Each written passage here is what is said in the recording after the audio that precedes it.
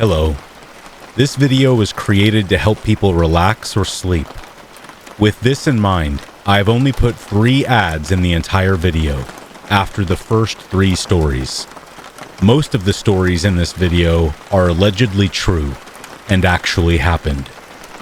If you enjoyed this video, please subscribe to my channel and like the video. Lastly, thank you for being here, when you have so many other choices. Now, let's begin.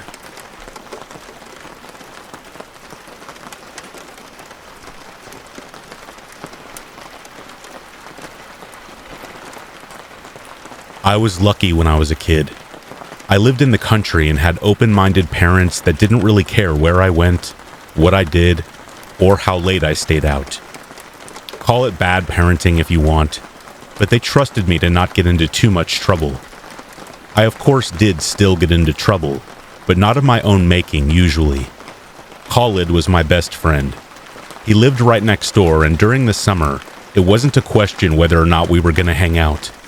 It was understood that we were, every single day. He was 1 year older than me, and he kind of acted like my big brother.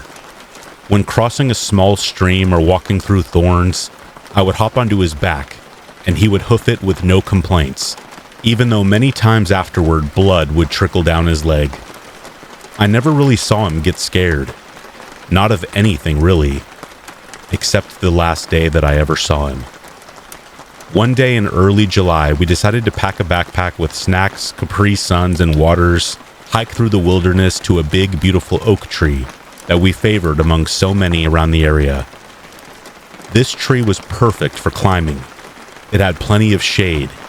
It was the ideal place for 2 kids to chill on a summer afternoon while discussing video games and naked ladies. We walked over 2 miles without any problems, but as we neared the tree, I swear I could just feel this looming sense of something different. Not necessarily something wrong, just different from the norm. We had done this same walk and climbed this same tree dozens of times, and I never had this feeling before today. We reached the tree, both of us sweating. It was really hot that day, and I was anxiously waiting to gulp down 80% of my water that I brought. As we climbed the tree, I heard something. It sounded like someone or something was below us, but when I looked down, nothing was there. We settled onto the fattest branch that was great for sitting, with maximum shade. Khalid unzipped the pack and tossed a turkey and cheese sandwich at me. Laughing as I almost dropped it, I said, "Dude!" He laughed and responded, "Relax, I knew you wouldn't drop it." We began eating and talking. He was going on about a substitute teacher that he had earlier that year, who he swears had a crush on him. Meanwhile, I was carving Goku into a tree right next to the faded cloud strife. Suddenly, a man spoke from right below us. "Hi." Khalid stopped mid-sentence, and we both stared down at this man like a couple of deer about to get plowed on the highway. Honestly, this man scared the crap out of me. We were in the middle of nowhere and had never seen another person around here. I was frozen, but Khalid replied, "Hi." The man looked as if he was intentionally trying to look creepy. He wore a dirty plain white t-shirt and what looked to be old brown slacks that were missing the button and were only held up by the zipper. He had long brown hair that was slicked back into a ponytail. He stood there with an exaggerated upwards glare at us. Imagine standing right up against a tall skyscraper, putting your chin up to it, and looking straight up. That's what he was doing, all the while smiling from ear to ear. "Can you come down here, please, so I can show you this cool thing I just got?" I looked at Khalid, shocked at this question. Khalid, without missing a beat, replied, "No thanks." The man's smile vanished and was replaced by utter devastation, as if you just told him his house burned down. The way his expression changed in an instant was nothing short of terrifying. "That will break my heart, baby. Look, it's so sharp." Now, I'm honestly not sure what was more alarming, him calling my friend baby, or the giant butcher's knife that he revealed from behind him. He held it up so we could see it clearly. It looked brand new and shined as if it were covered in some kind of oil. Khalid usually didn't show fear or hesitation when it came to adults, but at that moment, when I looked over at him, expecting him to shut this guy down, his eyes were wide, and I saw them fill with water. In that moment, Khalid's reaction made this real. We were in a very serious situation. Khalid looked at me for the first time since this stranger appeared. I could read his mind in that moment. He was scared. He had no idea what to say or do. Somehow, don't ask me how, I summoned courage that I didn't know I had and said to the man, "It's really cool." The man shifted his gaze from Khalid to me. "Get down here." His smile returned. The courage I just spoke of was gone in an instant. My eyes welled up. Khalid forced words out, and I could hear the innate protective instinct he had for me. "He's not getting down. We just got here and we're just hanging out. We're not being bad." Those last words haunt me. To this day, they haunt me. When Khalid spoke those last 4 words, I could tell they were spoken while holding back full-on tears. I had never heard him sound and act like a little kid, but in his pure fear in that moment, he sounded like a 6-year-old. It was heartbreaking. He was scared. I looked down at the man, tears streaming down my cheeks at this point. "You're not in trouble. I just want to show you this, and I'll leave. Promise." The man could definitely see that I was crying, and it didn't seem to bother him, which was absolute confirmation to me that he was in fact there to do us harm of some kind. What happened next is the reason I have therapy 3 times a week for over 20 years now. Khalid looked at me and shut his eyes tight, preparing to unveil every ounce of courage that he had at his young age. "Okay, I'll come down and see it, but just for a second, and then we have to go." The man smiled wider somehow at this. "I thought you said you just got here. What's the hurry now?" Khalid hesitated and responded after 4 or 5 seconds. "I know, but his mom said we couldn't play anymore if I got him home too late." I looked back and forth at Khalid and the man, having zero clue what was happening now or what would happen next. "Good idea. Better get home before it gets dark. That's when the monsters come out." The man's smile abruptly vanished again. "Come on now, get down. Hurry up." Khalid looked at me and I shook my head as tears erupted from my eyes, as if to urgently say, "No." Khalid whispered, "I'll be right back." I started shaking my head and was mortified to see the man smiling and staring at me as I looked down at Khalid as he descended. When Khalid was within reach, the man put the knife away and with both arms grabbed Khalid's arms gently. "Here, careful. I gotcha. Here, come over here and I'll show you." The man started walking Khalid away, and Khalid looked up at me one more time, with pure fear on his face. That strong, protective big brother was gone. They disappeared from my view, and there was nothing. It was as if nothing had happened. I was sitting in this tree alone, listening to the wind make its way through the branches, and for a moment I imagined that I had made this trip solo. None of this just happened. Khalid was safe somewhere else, and everything was fine. But it wasn't. I heard nothing as I focused on hearing anything at all. Minutes passed like hours, and I eventually came to the horrifying conclusion. They were not coming back. Adrenaline started to kick in now, and I needed to get down. to see where they were, to leave, to just not be in this tree by myself anymore. When I reached the bottom with the backpack tightly strapped, I looked around everywhere. Silence and nothing. They were gone. I realized I had to get to adults, now. I had to let them know what happened. And so I ran, faster than I ever have before or since, and when I reached my house, I threw up on my front lawn from exhaustion and pure desperation. My mom was on the phone sitting on the porch. She promptly ended her call and came over to me. The details from that point are typical. Calls were made, searches were done. They never found Khalid.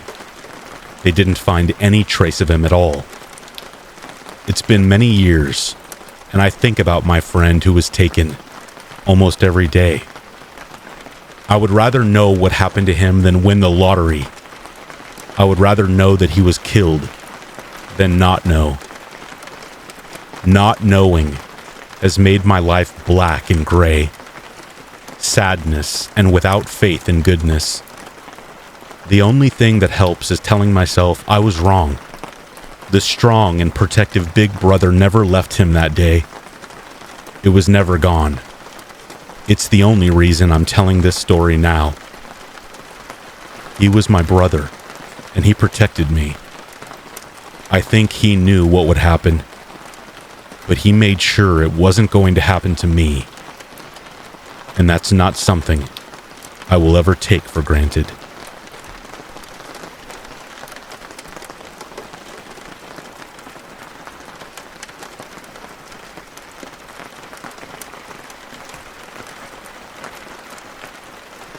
It was a hot and sticky August in 1999. I was 19 years old, young, looking forward to spending the afternoon with my little brothers and family just relaxing. I remember I was walking out of the kitchen where our telephone hung on the wall. Remember the days when the phone was attached to the wall and the receiver attached to a cord? I miss those days, but I digress. As I was walking into the dining room through the swinging kitchen door of my parents' old Cape Cod, the phone rang.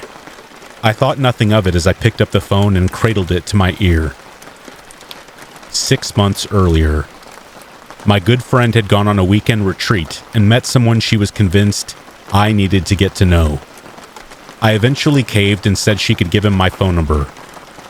Egan was a couple years older than me, and as we began chatting on the phone, you know, the one connected to the wall and the cord, it seemed we had a lot in common. We both enjoyed spending time with friends and family, the outdoors, being involved in our communities. The first time we met was in a park in my hometown. We just sat in the grass watching the ducks and talking. At the end of the afternoon, he asked if he could take me on a real date soon. I said okay because that seemed to be the natural progression of things. I don't recall which restaurant we went to or what I ate, but I do remember what I wore. A knee-length red bouncy dress, and he showed up to pick me up with a dozen red roses in hand. It was an almost fairy tale-like evening. Roses, a pretty dress, a gentleman dressed in slacks, dress shoes, and a button-down shirt. Dinner at a nice restaurant with a movie afterwards. He dropped me off at home. We chatted for a while, and he promised he would see me again soon. After that first real date, I began receiving cards and letters in the mail, several times a week. As a hopeless romantic, it was very endearing in the beginning. If I recall correctly, we did go on 1 or 2 more casual dates. The letters and cards kept coming, and we chatted often on the phone. Then one afternoon, I received a collect call from Egan, who was in jail. I accepted the call, and he began speaking frantically, as if to try and justify or explain why he was calling collect from jail.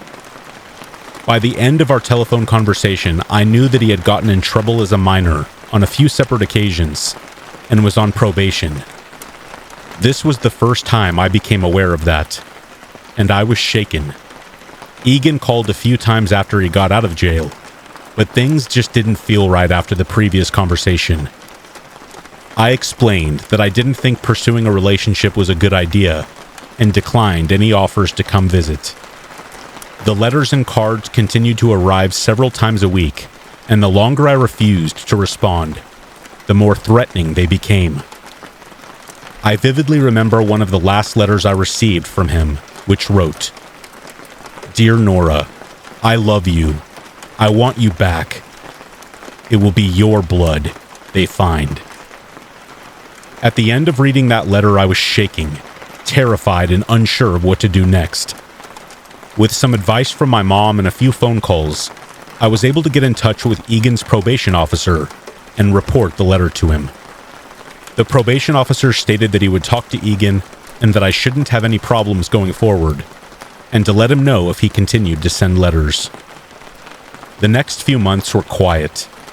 The letter writing stopped, and I slowly went back to a normal routine of not fearing what the mailman would bring next. Until that sticky August afternoon in 1999. The phone rang. I picked it up and held it against my ear. "Hi, Nora, this is Steve, Egan's probation officer. Are you with one of your parents? Can you get your mom, and can I speak with both of you? Before I tell you what's happening, I need to know that you are sitting down and that you have someone close by." My heart started racing. I started shaking.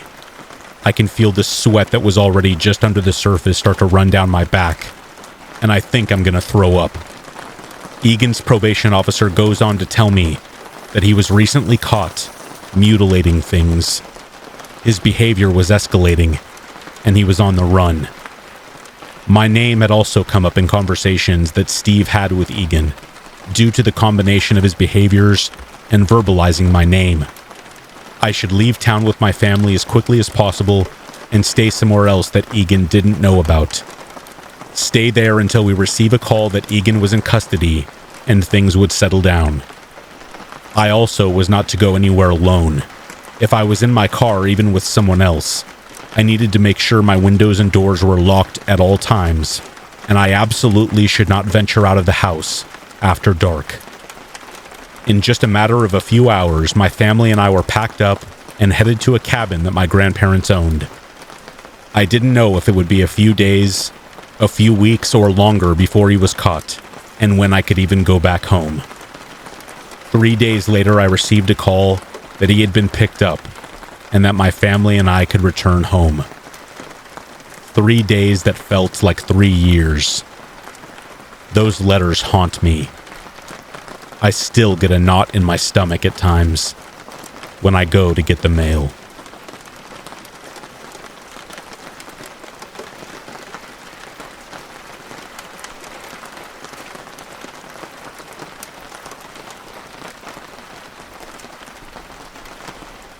I was standing with my older brother, both of us smoking, outside my parents' porch.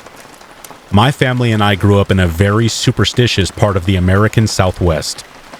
I guess you could say in a part of America where all there is a very strong fear of skinwalkers.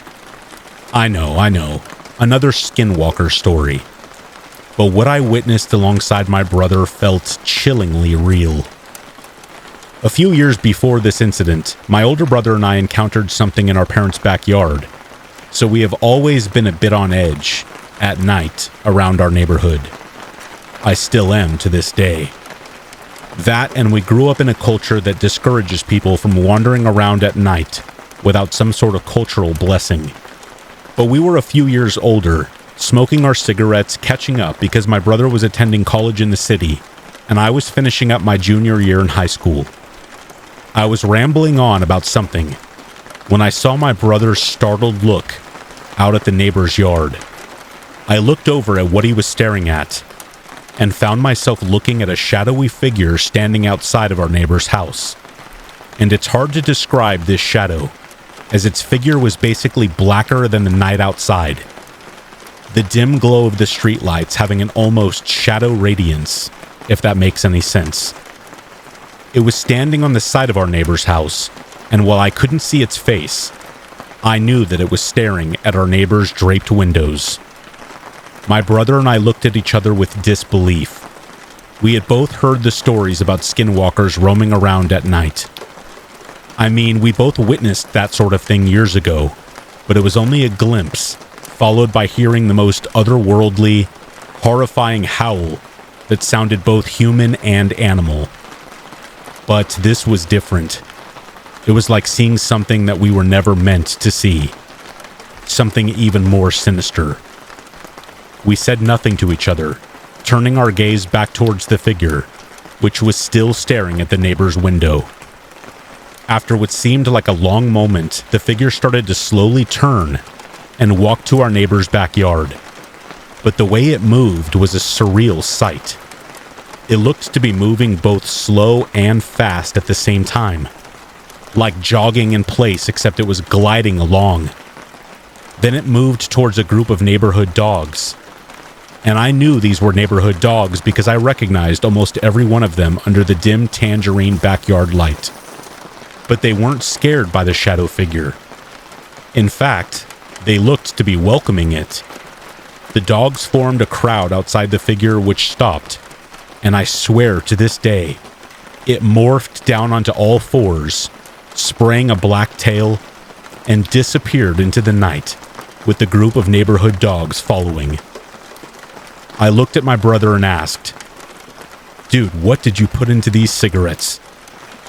We both nervously chuckled, but we knew what we saw and hurried back inside, making sure we took our cigarette butts with us. Inside, our dad and younger brother were asleep, but our mom was still up. We told our mom what happened, and she instructed us to go outside to get some wood to burn. She smeared ash onto our foreheads, and we ventured outside to gather some firewood. While walking towards the woodpile, we noticed that our street light, which was on when we were heading back inside after stamping out our cigarettes, was now out. The only street light out in the entire neighborhood. We saw it as a sign of something being around, and hurried to gather the wood. Right when we were about to head inside, we could smell it. The strong, putrid scent of a dead animal. We knew right there and then that we were in the middle of all those stories that we had heard about skinwalkers. We didn't stop to take a look around. Instead, we made haste back into our house and built a fire.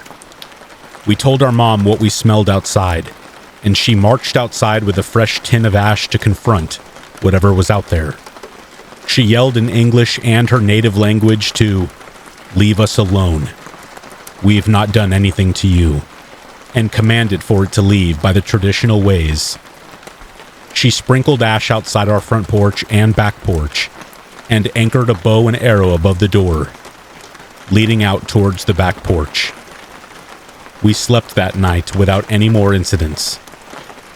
Months later, when I moved to the city to live with my older brother and work for the summer, I get a call from our mom. She told me that the neighbor who lived in the house that the shadow figure was outside of died of cancer. Whatever we saw that night still chills me to this day.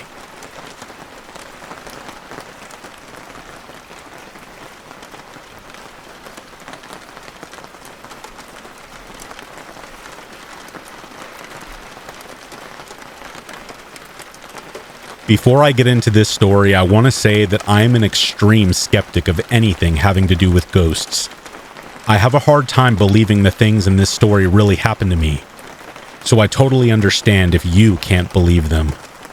However, I just have to say it. Everything that I'm telling here is true. This all started when I moved into the townhouse I currently live in, so about 4 years ago. It is a 2-bedroom, 2-floor home. Living alone, sometimes you imagine things are happening in your home that aren't. That's what I thought for the first few months anyway. At first, all it was is what sounded like footsteps upstairs. These aren't new homes, so at first, I figured it was just the house creaking. But I could swear it sounded like distinct footsteps. I never heard them when I was upstairs, only when I was downstairs, so I thought it was the upper level just creaking. About 6 months later, my husband and I got married, and he moved in with me. Shortly after that, we got a kitten. All this time, I still hear these footsteps, but I don't say anything to anyone, because I honestly just don't think it's that weird. Until our cat starts staring upstairs while she's downstairs. If any of you have cats, you know this isn't really that weird. Cats often do stare at places with this look, like they can see something that you don't. So again, I try to just justify that this is normal cat stuff, until she starts backing away, like she's scared. That was the first time I even considered the possibility of a ghost. But again, I am an extreme skeptic, so I tried to just ignore it. Except it happens again. And this time my husband sees her do it. That's when I told him about the footsteps. He looked at me and said, "I hear them too." From then on, we kind of joke about them. Every time we hear them, we say, it's just the shadow person. This goes on for about a year. One night, when my sister is over, she heard us joking about it. She looked at us and told me that she's been hearing it since she stayed with me that first summer. She says that they scare her. She thought she was the only one who noticed them. So now I've confirmed that 2 other people and a cat also hear these footsteps. It's far from confirmation of the existence of ghosts, but I'm not telling this story simply because of footsteps we all heard. No, it gets weirder. After about 2 months of living here, we had our son. That's when all the activity in the house picked up. We would hear the footsteps almost every night. They started only sounding like they were coming from my son's room. Specifically, there is one stop directly next to his crib that makes a very loud creak. And that's what I would hear. The creak would be so loud and sound so much like someone was upstairs. My husband and I would actually run up to check on our son because it legitimately sounded like someone could be up there. Months of this went by, and I still was not convinced of any paranormal activity. This next instance, though, would be what changed my mind. My son had just learned how to point. He would point at things to show me things, to comment, or to ask what they were. We were downstairs and my sister's cat was visiting. My son is pointing around the room and suddenly, he points to the top of the stairs. The same spot that my cat occasionally looks at in fear. He looks concerned, and then scared, and then starts almost crying. This was the first time he has ever acted like this. I then notice that my sister's cat is looking in the same exact spot, doing the same exact thing that my cat does. I got really freaked out by this. I'm actually getting chills just telling it now, remembering how scared my son was. It was after this that I started telling people about it. Some people looked at me like I'm crazy, but my sister and husband completely believed me. It was hard to know if I was exaggerating or if this was really happening. Until the week, I think, it picked up my son.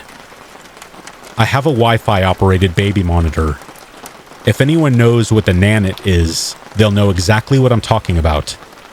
Basically, this monitor records any activity that goes on in the night. It will notify you for any motion or sound, and you can re-watch any activity later. So I wake up one morning and look through the notifications from the night to see how well my son slept, when I see a notification that he was taken out of bed, asleep, at 4 a.m. I played back the footage and could not see any reason for it to give me this notification. My son did not move. Nothing was blocking the camera, and no one was awake at that time. You can say it was an error, and maybe it was, but I have not gotten that notification before or since this incident. That night, I went to sleep with my window open. I woke up to my husband kissing me goodbye. I hear him go downstairs, get ready, and walk out the front door. Because my window was open, I very clearly could hear him lock the door and pull it not once, not twice, but 3 times to confirm that it was locked. I say this with certainty, firstly because I heard it, but secondly because my husband has mild OCD, and he does this same thing literally every single time he leaves the house. I went back to sleep. When I woke up, I found the same notification that my son was taken out of bed while he was asleep. I went in to check on him, and he was fine. I went downstairs to get some coffee, and on my way, I look at the front door. I noticed it was unlocked. I opened it to confirm that it was indeed unlocked. I'm now on edge. I call our complex to make sure no one came in while we were asleep. No one did.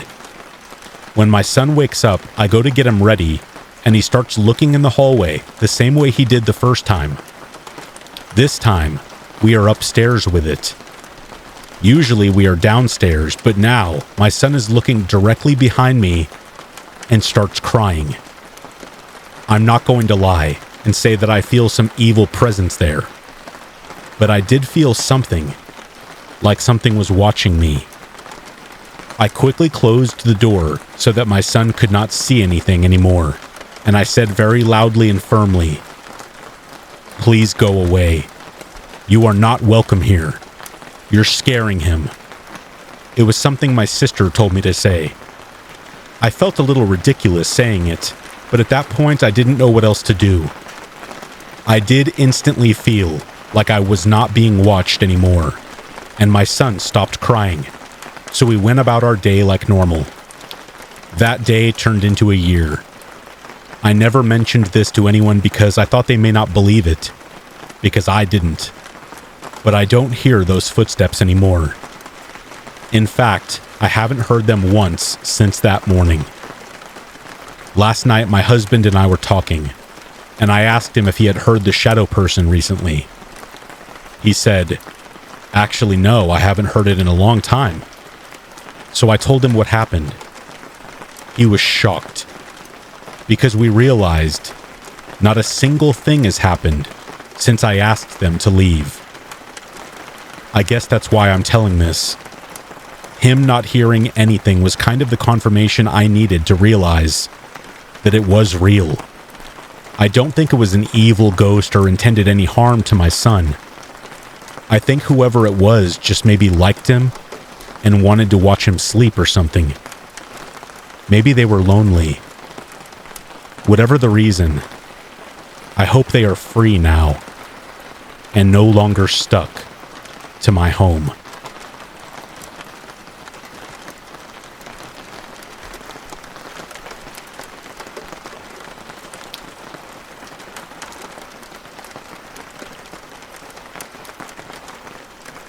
I should start my story by letting everyone know that I decidedly do not believe in ghosts. I was raised in a religious home and I still hold those beliefs now as an adult. The Bible is fairly clear about ghosts. It's okay if you believe something different, but I think it's important to the context of this story for you to understand mine. However, I do believe in spirits, both good and evil. I'm not sure which of those was involved in this experience, but I do believe that is what I encountered. When I was a senior in high school, my teenage angst reached a fever pitch.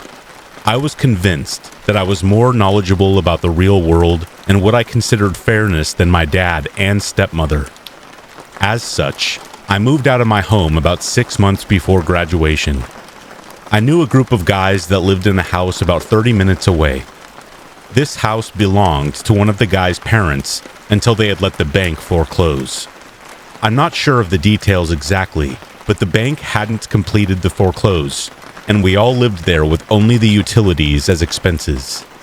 It was a large house, 2 stories, 4 bedrooms, 2.5 baths. There were only 3 guys living there at the time, so they had an open room. I somehow got them to agree to my living there for only $100 a month, which was a big steal, especially considering I only had a part-time job.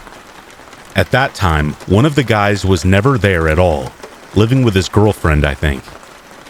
One guy, we'll call him Jimmy, was going to college and working full-time. He would crash in town sometimes, so he was only there for about 2 nights a week. The other roommate, who we'll call Brad, was only there 2 or 3 nights a week. I don't remember why though.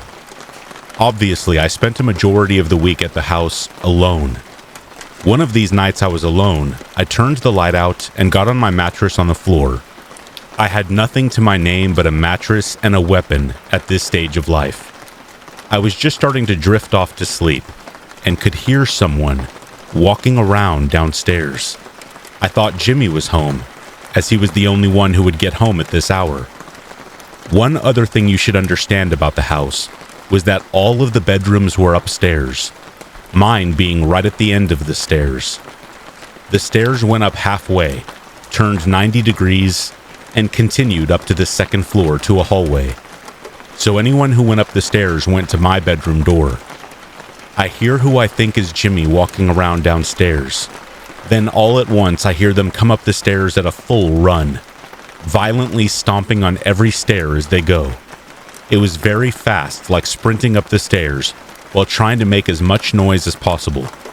I thought Jimmy was trying to be funny and scare me, so to be funny back, I took my weapon, a pump action, and was going to jump into the hall and rack it really loud while I did. I didn't have anything in it. It was empty, totally safe. Well, imagine my surprise when I flung the door open and nobody was there. No lights on. Nobody home. I went room by room and carefully checked the entire house. All the doors were locked. No cars outside. I was totally alone, with no explanation for what I had heard. Fast forward a month or so. Brad and Jimmy are at home with me. We are talking about the house and how it looked like the bank was finally going to take possession, and we would all have to move. I mentioned that I wasn't terribly disappointed by this because the house kinda gave me the creeps. Brad and Jimmy exchange a look at that comment. Brad then asks why I say that. I tell them the story about the stair stomping. Again, they exchanged a look without saying anything.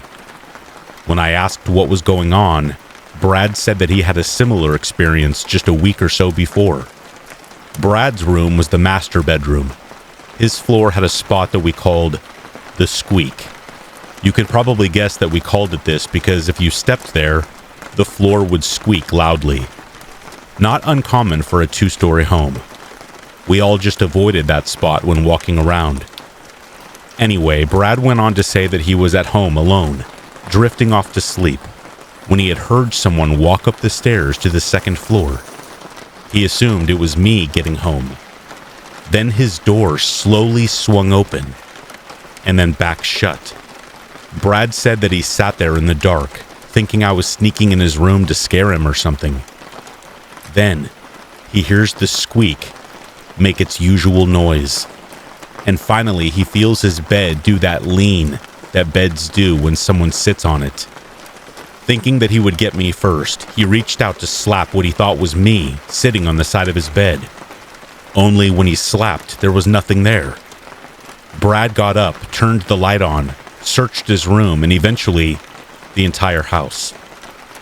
Nobody was there. In fact, I was 40 minutes away at the time, staying with a friend. At hearing each other's stories, we all didn't really know what to make of it. In fact, we didn't really discuss it much further, because I didn't want to acknowledge what we could not explain. Finally, the time came for us to move out. The power had been turned off, there was no water, and we had all found new places to live. I had been staying at my new apartment for over a month, when Brad calls me to tell me that if I had anything left at the house, that I needed to get it within the next couple of days. So I asked a friend, we'll call her Mary, to ride over there with me to grab a couple things. We get there and I tell Mary that I'll be right back and to just wait in the car. I go in, go right up the stairs, go to my room, grab my things, and then leave. I didn't want to be there more than I had to. When I get in the car, Mary asks me, "I thought you only had stuff in your room." "I did," I told her. "Then why were you in that room?" she asks, pointing to the office on the opposite end of the house. I wasn't, I said. I went straight to my room and then right back out. Mary has this really confused look on her face now. I never told her about the stories about what we had experienced there, so I know she wouldn't try to tease me. Well, right after you went in, those curtains moved to the side, stayed pulled back a minute, and then went back to normal just before you came out. It must have been from the AC or something, or maybe a ceiling fan.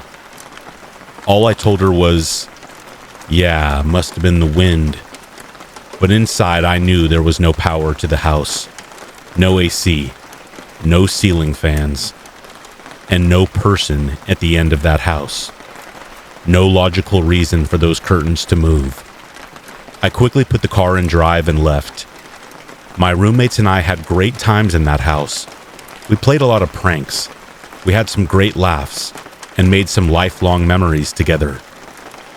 However, I'm glad I didn't live there longer than I did, because obviously we had a roommate of some kind that we were completely unaware of.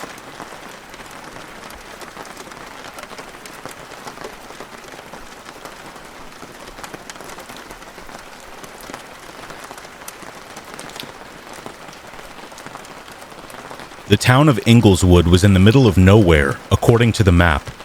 I had never heard of it before, and neither had any of my friends when I had asked them before leaving. Even more strange was receiving correspondence from a relative I hadn't spoken to since I was a young child. It had come out of nowhere, a letter proclaiming my great-uncle to be dead, and informing me that I had inherited a slaughterhouse in a town I had never even heard of. A slaughterhouse, of all things. I might have thought it was a prank had there not been a rusted metal key included in the letter. Somehow, part of me knew the key was real, and that it belonged to the slaughterhouse my great-uncle had once owned. The ownership had been passed on to me for reasons as of yet unknown, and I would have to drive up there in order to settle the inheritance, which is why I was currently driving down a long, serpentine road through a dense cluster of trees. It was still early afternoon, but the sky was gray and heavy, casting a dismal pall over the forest. Shadows crept out of the trees and onto the road, making it difficult to see without my headlamps. I shuffled forward in my seat, hands gripping the wheel tighter as the trees grew around me. I had been driving for just over 3 hours now, and it had been at least 30 minutes since I had last seen another car. According to my map, I should be almost there, yet I hadn't seen any sign of civilization. Nothing but empty fields and abandoned ramshackle buildings in the middle of nowhere, and now this forest that seemed endless and labyrinthine. The tires hit something in the road, and the car jerked, throwing me forward in my seat.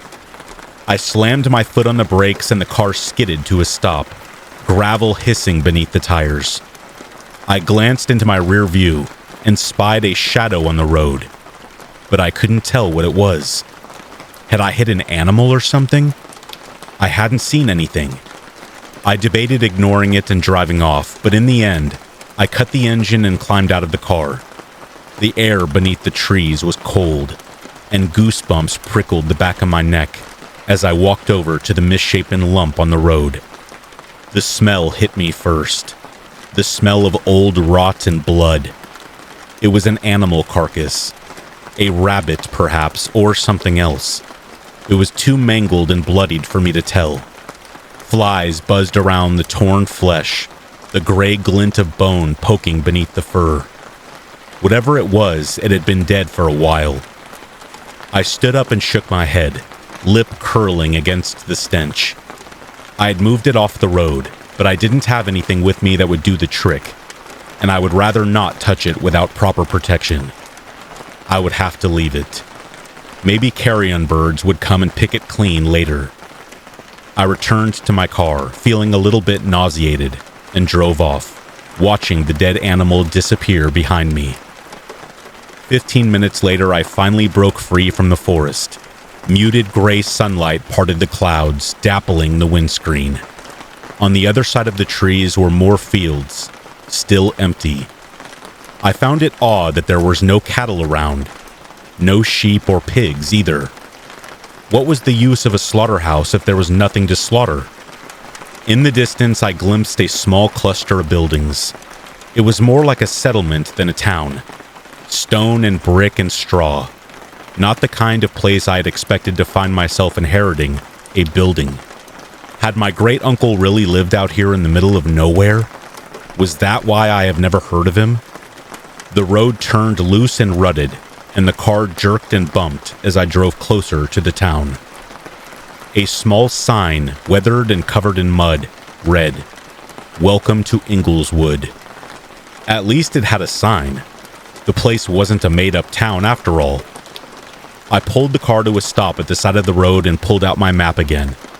The letter had contained specific coordinates to the slaughterhouse which, according to the map, was a little distance away from the town itself, on the very borders. If I followed the road for a couple more miles and then took a left, I should arrive at the house. A flutter of nervous energy tightened my stomach. I didn't really know what to expect when I got there, or what I was going to do about the situation. The only reason I had driven down here was to get a better understanding of things, assess the area, and try and figure out what to do. Should I sell the slaughterhouse, or move here? The latter option didn't sound particularly appealing after getting a glimpse of the area, but I wouldn't know until I had a proper look around. I followed the loose gravel road for a little while longer before spotting a turnoff to the left. The remains of a broken stone wall lined the path, and I spotted another sign that was too rusted to read. Signaling to turn, even though there were no other cars in the area, I followed the path through the sheltered, wooded area until I reached a small house. It was more of a cottage, really, with white bricks and a thatched roof. The place had an air of dilapidation about it, as though nobody had lived here in a while. Considering my great-uncle had only recently passed away, I knew that wasn't true.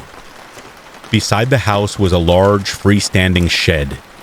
A rusted padlock was chained around the doors, and I knew without a doubt that the key I had been given was the key to the shed. Did that mean the shed was the slaughterhouse? I parked the car on the grass and climbed out. The air out here was fresh and pleasant, a nice change from the city, though beneath the fragrance of nature I could smell something else, something darker, richer, old blood and rust and butchered meat. I threw a brief glance at my surroundings. My gaze skimmed past the trees and the fields and the faint curl of smoke blotting the distant sky. I couldn't hear anything beyond the wind. No bird song, no chittering bugs. I couldn't hear cars or people or anything that would suggest there was a town nearby. I let out a sigh. Maybe it would feel lonely living out here. I was used to the city after all. I grabbed my rucksack from the trunk and fished out the letter and the key I had been given. No key to the house, which was odd.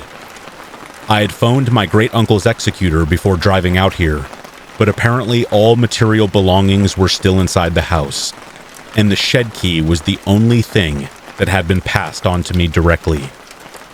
I walked up to the cottage's door and tried the handle. Locked, unsurprisingly. If I couldn't figure out a way to get inside, I would have to call a locksmith out here, which could take hours. Muttering in frustration, I began rooting around the rocks and broken plant pots sitting outside the cottage. Whatever plants had once resided there were now withered and shriveled, their roots black and gnarled as they poked through the soil. I turned one of the empty pots over and grinned when my eyes caught a glint of silver. I hadn't had my hopes up, so finding the key immediately lifted my spirits. At least now I could get inside the house. Leaving the slaughterhouse locked for now, I headed inside the cottage. The air was stale and heavy with dust, and my eyes immediately started to water. How long had it been since anyone had opened that door? I wasn't familiar with the circumstances of my great-uncle's death, so I wasn't sure if he had spent his last moments in the house or not. That thought made me shudder as my nose picked up on the smell of damp and mold. Apart from some minimal furnishings, the house was mostly bare.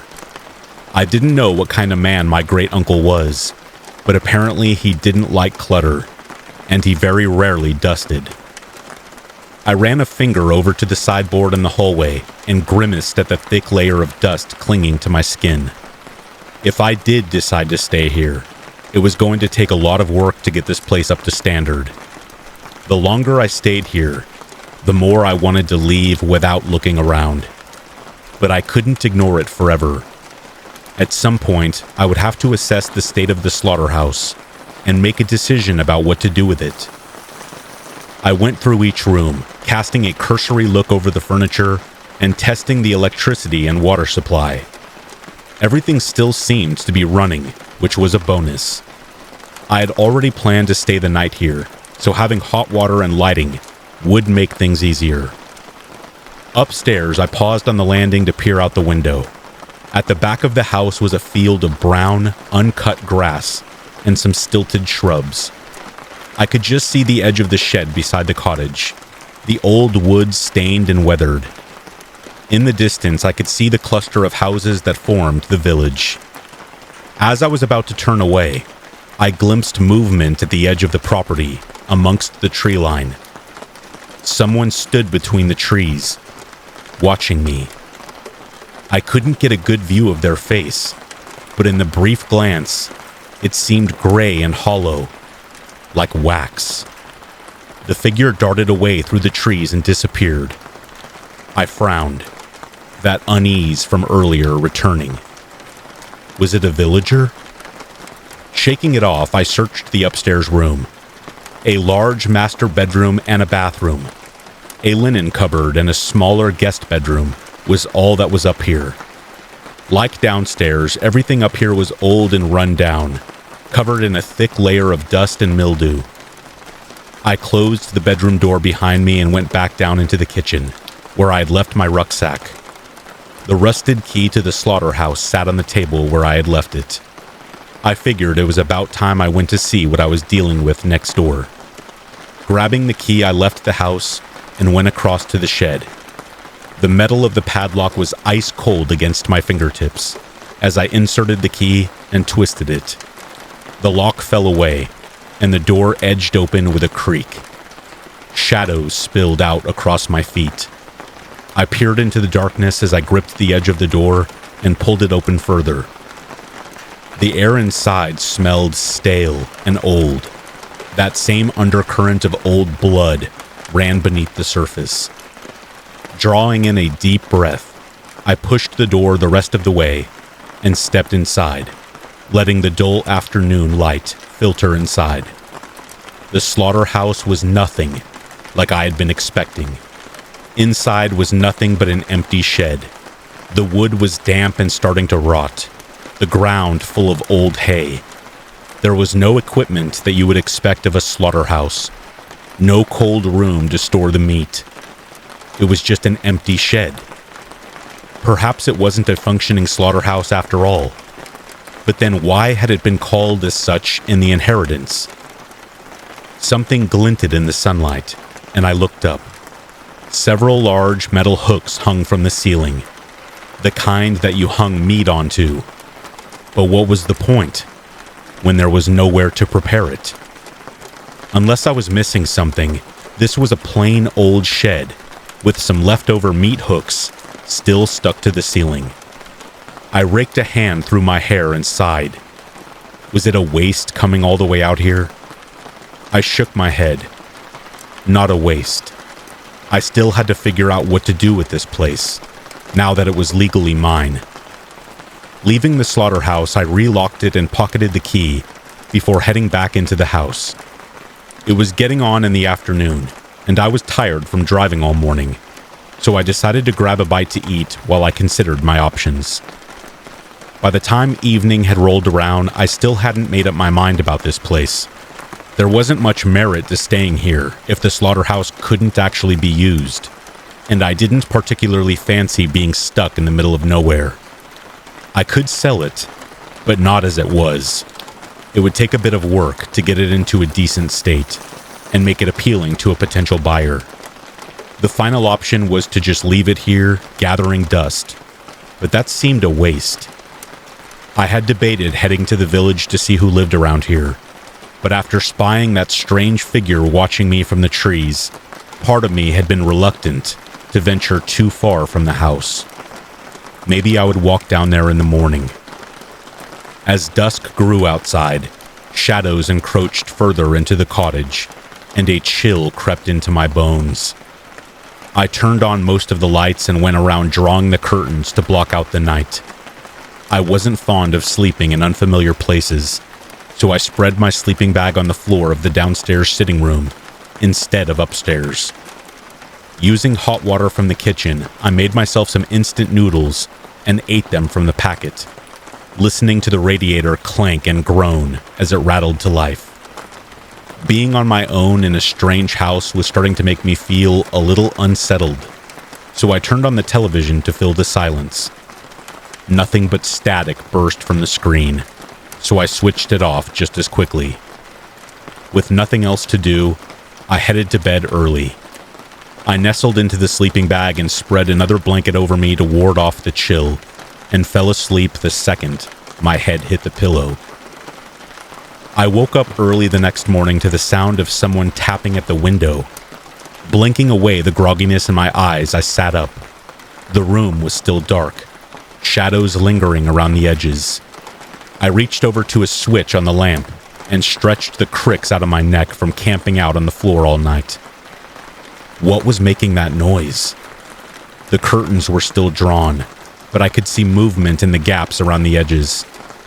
Climbing swiftly to my feet, I walked over to the window and tentatively pulled the curtain aside, peering out. A beady black eye stared back. It was a crow, ruffling its ink-black feathers. It tapped its beak 3 more times against the glass before flying away. I watched it go, frowning. Dawn had yet to break, and the sky was still in the clutches of night. According to my watch, it wasn't even 5 a.m. yet. I was awake now, though, so I dragged myself into the kitchen to get some instant coffee on the go.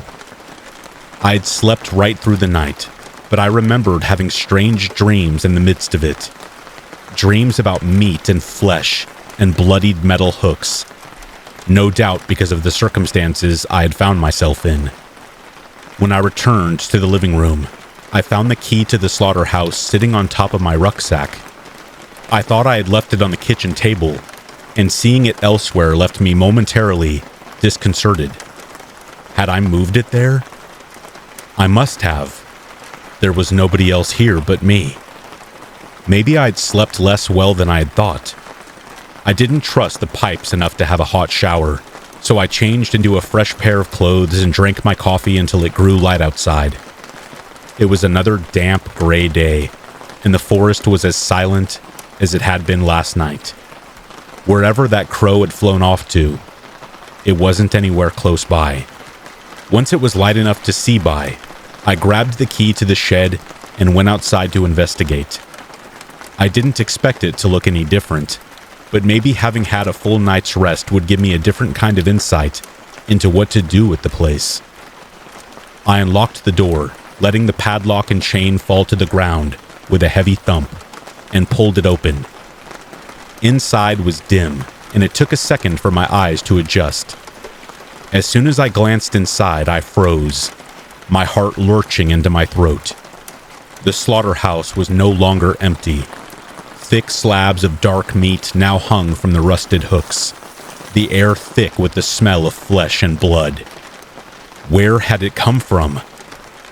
Last night there had been nothing in here. The shed had been locked, and as far as I was aware, the only key to open it was in my possession. How had this meat gotten in here? And who was responsible? I took a step inside, feeling perturbed and perplexed by the discovery.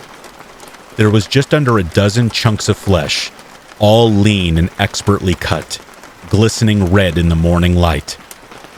I wasn't familiar with meat in this form, so I couldn't tell which animal it belonged to, but I could tell it had been prepared recently.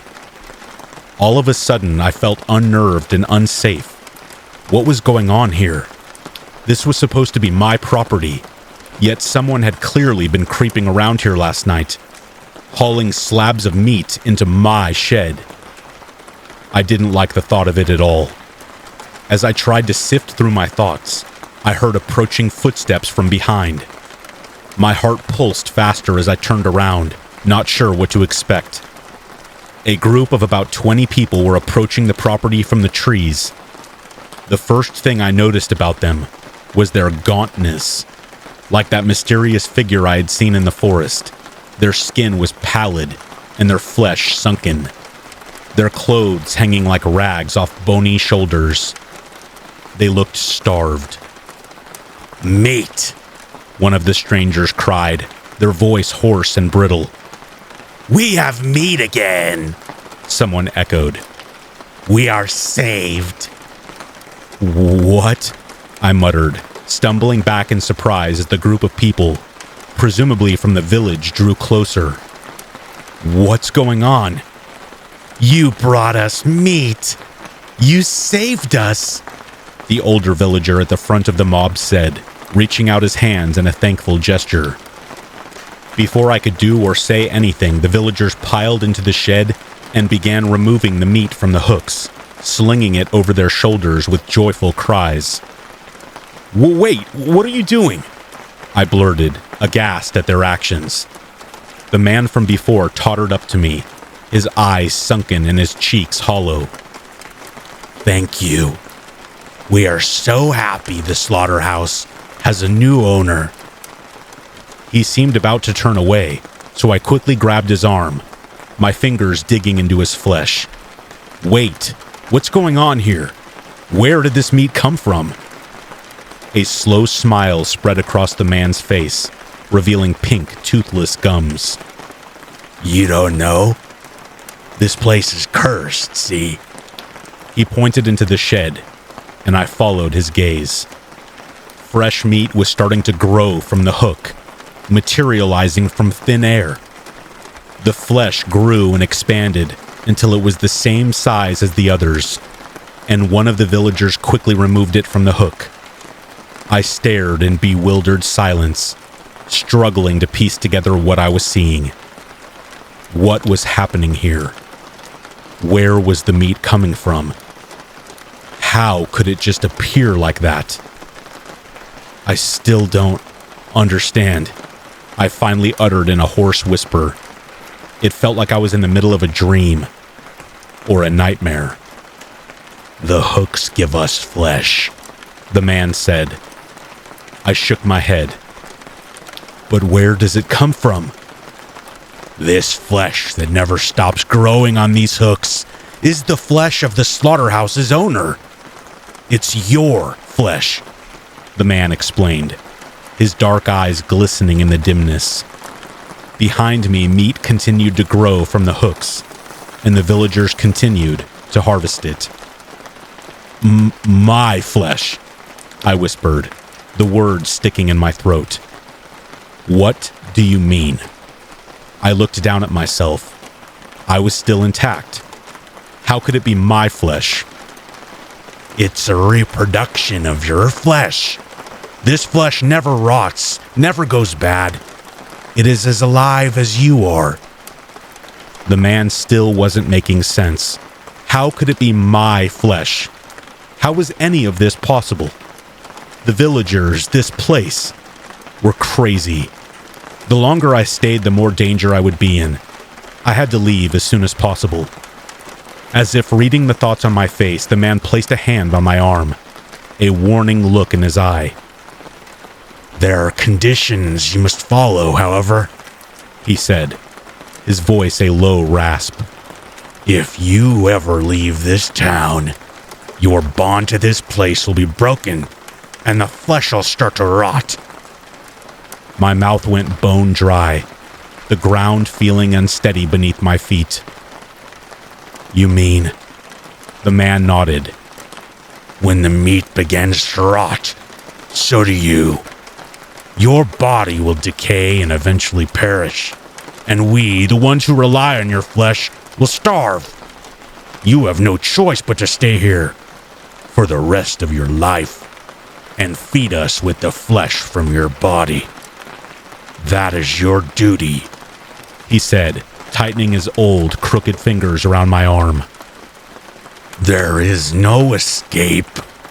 You must accept your fate or wither away, just like the owner before you."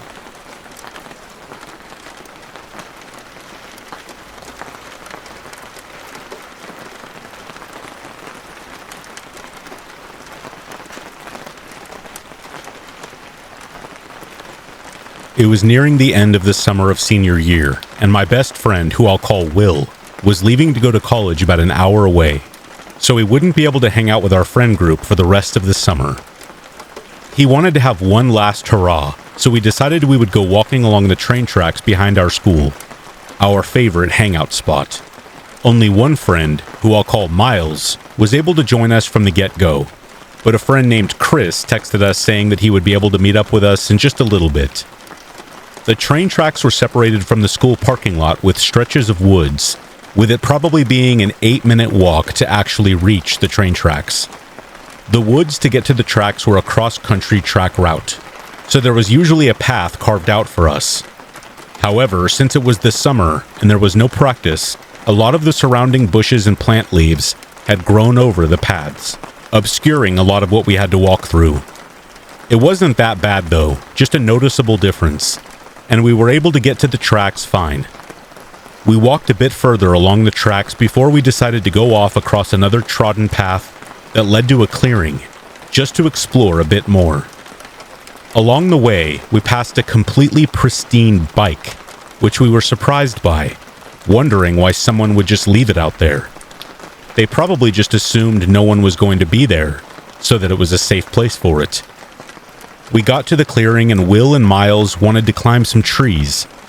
I stayed down because I'm quite vertically challenged, and a lot of the climbing required holding onto branches that I could not quite reach. Only one tree around was suitable for climbing though, so Miles climbed it first, keeping his phone down near me, with Will going up afterwards. He stayed hanging on the tree for a little bit, with me and Miles talking up to him, when I noticed a person come into my peripheral. It was a middle-aged white man in a windbreaker. I couldn't tell much else though. I was a bit uneasy as it was an overcast, even drizzly day, and I didn't expect anyone else to be out, let alone a grown man.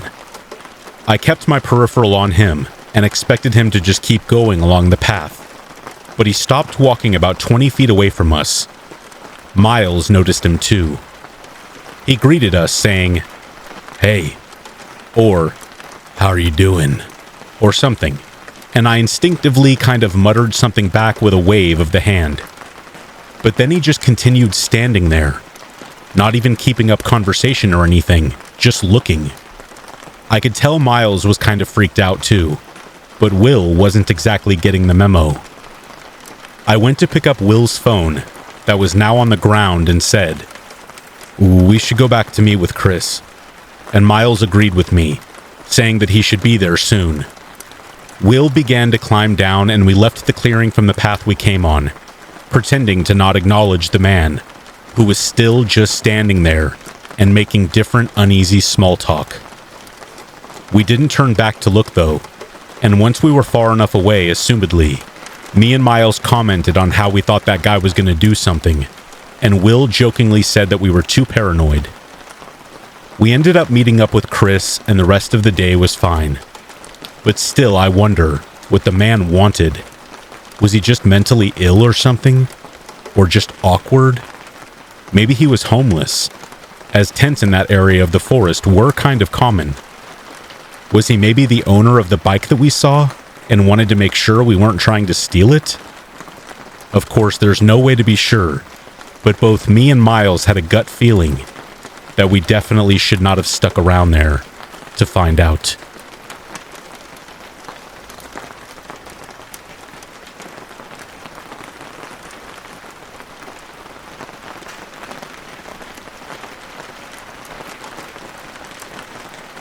I once knew this maintenance guy who told me this gruesome story. At the time this story took place, he worked at a lower-class motel that sat in the heart of his downtown area. The motel featured a historic 2-story building with individual cabins near the back of the property. For this particular story, an older gentleman requested one of the private cabins for a week while his home was being either worked on, renovated, but no one really remembers exactly. Everything went normally with the guest at first. His comings and goings were as expected, as far as normal motel guests go. He would come and go maybe once or twice a day. In fact, the guest was so normal that no one even noticed that they had not seen him in about 4 days or so. As per usual protocol, the motel front desk staff first attempted to check in on the guest on the day that he was set to check out. After a few attempts to speak with the guest by calling his cabin and also by knocking on his door, the front desk staff had no other choice but to call upon the maintenance guy for the master key. When the maintenance guy tried and failed to get an answer at the cabin door, he had no other choice but to use his master key to open it. But as soon as he opened the door, a horrid smell hit him like a freight train. Take into account that it was a hot summer day, and where we live does get hot, and I mean desert hot. Unfortunately, in this case, the AC in the guest's cabin was not on that day. So as you can imagine, the maintenance guy started to gag without even having entered the room. For inside the motel's cabin, laying on the bed, was what remained of the missing guest. The man had decomposed so much already that he was practically beyond recognition already. According to the unfortunate maintenance guy, the body was literally pooling in its own liquid on the bed. When a body rots within the 4 walls of a small room especially, the moisture from the rotting body stays in the air inside the room. As a result, the body can't dry out, and that encourages more insect larvae to form faster than outdoors. That and the lack of direct sunlight, as insect larvae prefers shadier conditions in order to thrive, causing decomposition to take place faster indoors. So when the coroner arrived to pick up the body, they were only able to get most of the body instead of all of it. So unfortunately, the poor maintenance guy was stuck picking up the pieces, literally. In my opinion and his, hazmat should have been called to clean up the gruesome scene in that small motel cabin. But unfortunately, the poor maintenance guy got stuck disposing of the mattress soaked with the man's fluids. After all, the maintenance guy was only doing what his boss told him to do. The real kicker is that the very next day after the room was cleaned, the motel staff moved a young woman right into that very same cabin.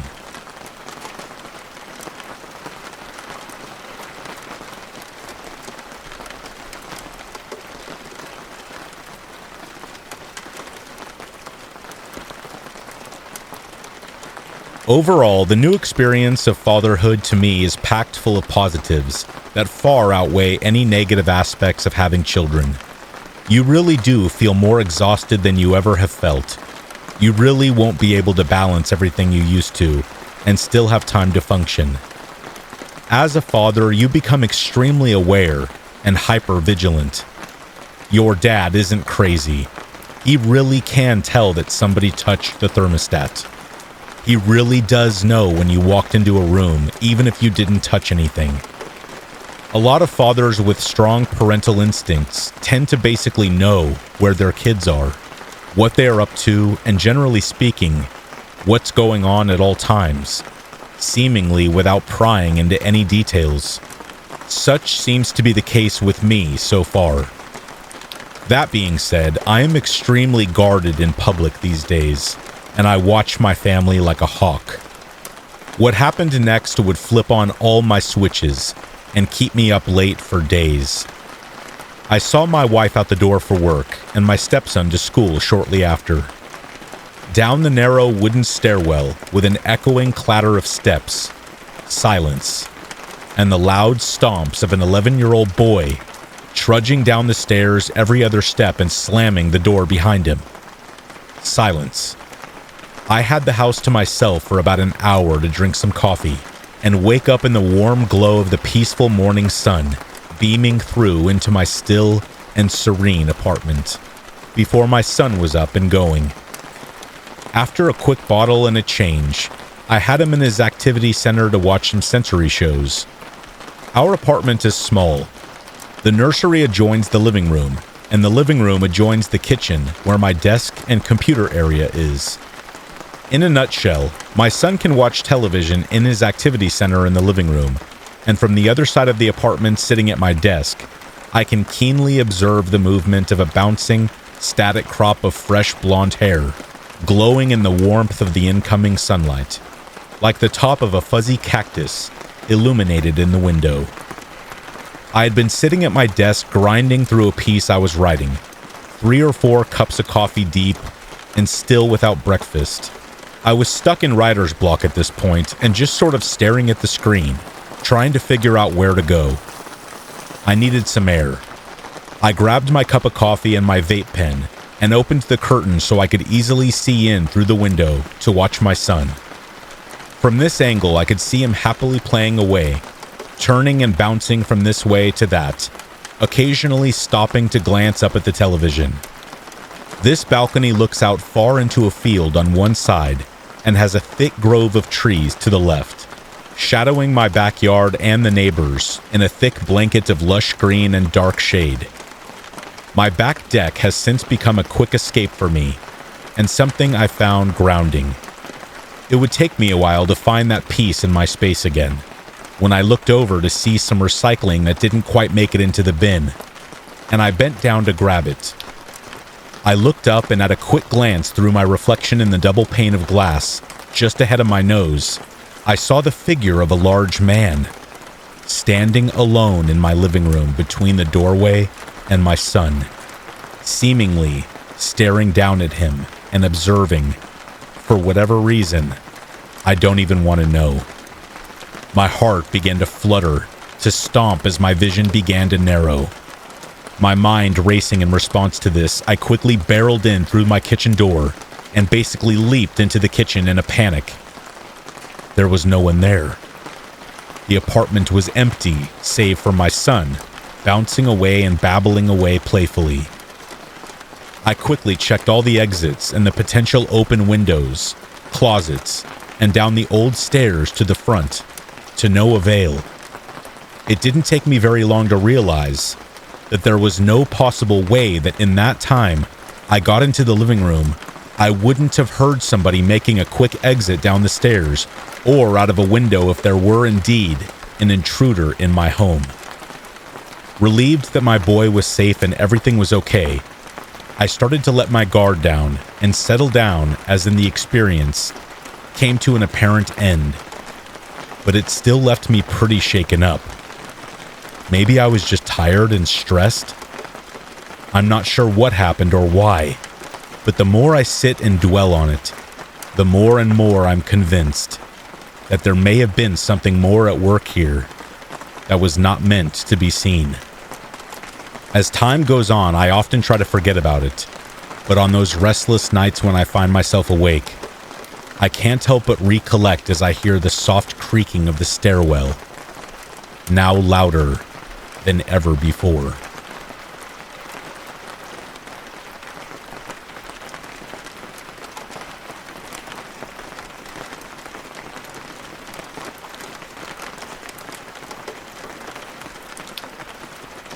Back in 1997, when I was a senior in high school, I was part of the guitar player, skateboarder, stoner groups. My name is Peter. I had a good friend who played bass guitar in my band. His name was Ruben, and he had a younger brother named Geary, who was a freshman.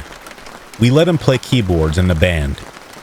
Ruben was very charismatic and outgoing, but Geary was more quiet and reserved. One day I was hanging out at their house in La Mirada, California, and we were all getting stoned and drunk. I wound up hanging out with Geary in his room, and we listened to Black Sabbath, Zeppelin, and Pantera.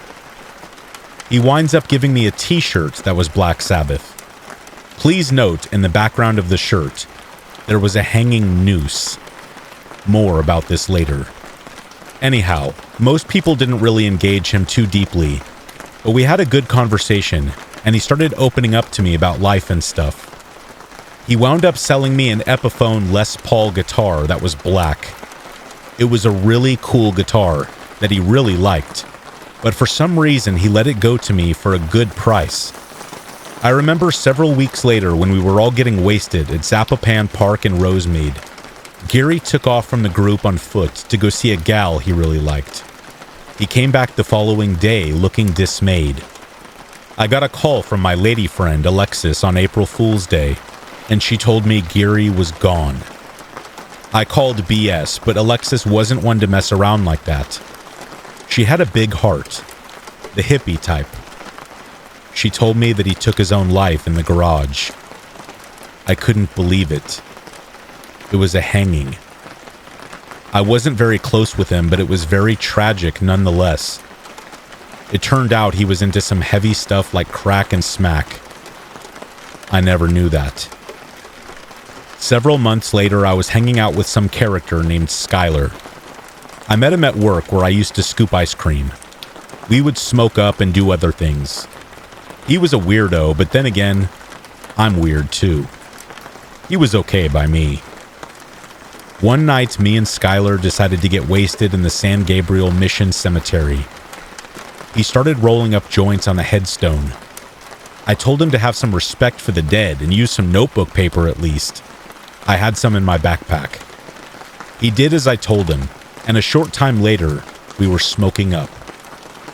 After I took a few rips, I felt someone, or something, watching me. I turned to the left of me where the wall was, and I saw someone sitting with their back to the wall, cross-legged and cross-armed. It was Gary. He was wearing his typical skater stuff, a beanie, some old-school Vans, black Dickies, and a Cheech and Chong sweater. He was just staring off into the cemetery. I was completely freaked out and did a double take. He was still there. I did a triple take, and he was still there. I was scared, but more flabbergasted than fear. It was just so bizarre. Gary was like 15 feet away from us. I had looked away, and when I went through my thought processes, he was gone the final time I looked. I don't know why he appeared to me, as no one has ever mentioned this happening to them. Maybe I was the cool older dude who bonded with him when others weren't listening. I'm not sure. I wish I kept his guitar that he sold me, but it's in good hands. I had shortly sold it to a neighbor friend, who still plays it to this day, 27 years later. Alex the Punker. But I still do have that t-shirt Gary gave me, the Black Sabbath shirt, with the noose in the background. Gary, I haven't forgotten you. I know we weren't close, but I will always appreciate you visiting me that day at the cemetery.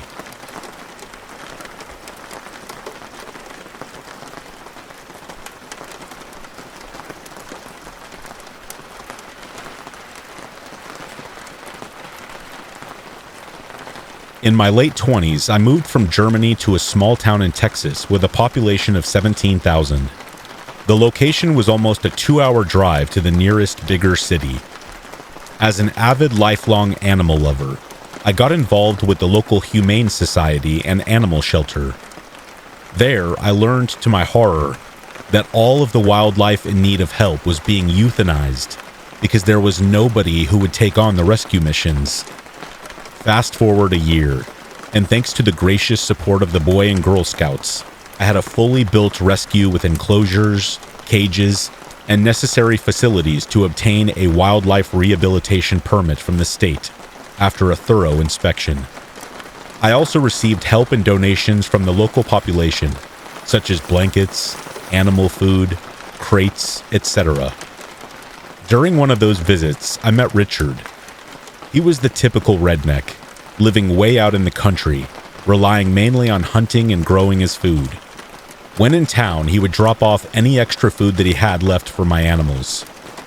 Over the next few years, he often came around to lend a helping hand, cutting down trees, repairing things, and providing supplies.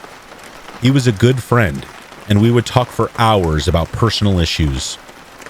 Richard was a rough guy, and although he bragged and exaggerated, he was always respectful and polite to me. He never hit on me in any way.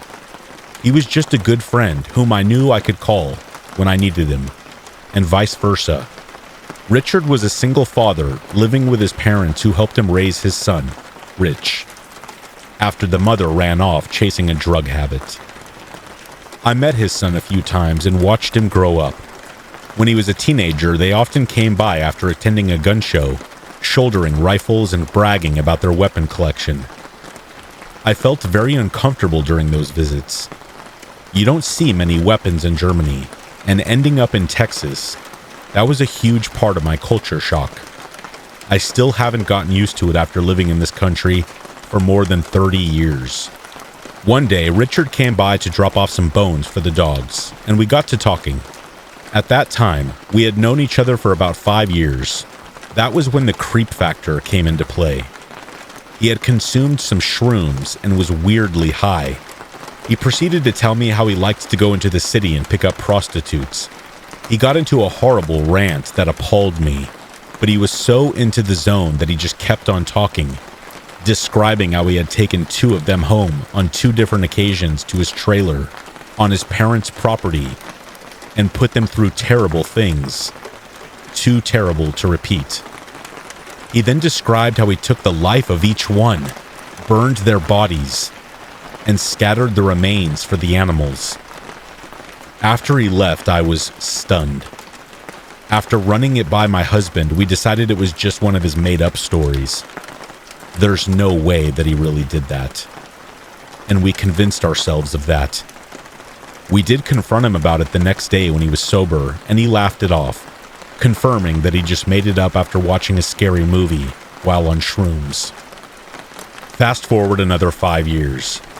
He met a woman and started a relationship. I met her, Tammy, a few times, and took to her immediately.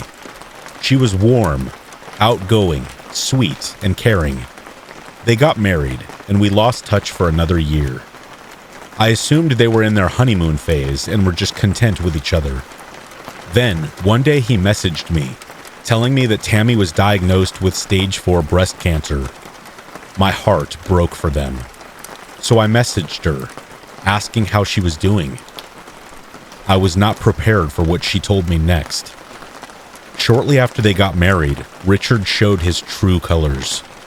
He began hurting her, controlling her, and eventually kept her confined to the trailer against her will. She didn't dare call for help and try to flee, because he promised to end her if she did. She didn't doubt it for a second. To top it all off, she said that Richard refused to pay for her chemo, and literally forbade her to go through with it. She said she had decided to do it anyway, and was going to go to the clinic the next day. I promised her I would talk to Richard at the time, and see what the problem was. The following morning, Richard messaged me, stating that he had just found his wife, dead, in bed.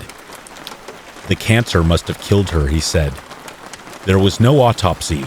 She was cremated within 48 hours. And that was that. I don't think I have to describe what was going through my mind, right? I didn't want to believe that he had a hand in his wife's death, but the red flags were undeniable. Yet I didn't see that there was anything I could have done. Call him on it and risk having him turn on me? Talk to the police about it? After she had been cremated? Contact her parents and tell them what I suspected? I didn't believe any of it would have made a difference, and maybe would have made it worse. So I did nothing. All I knew was that I did not want to be around him anymore.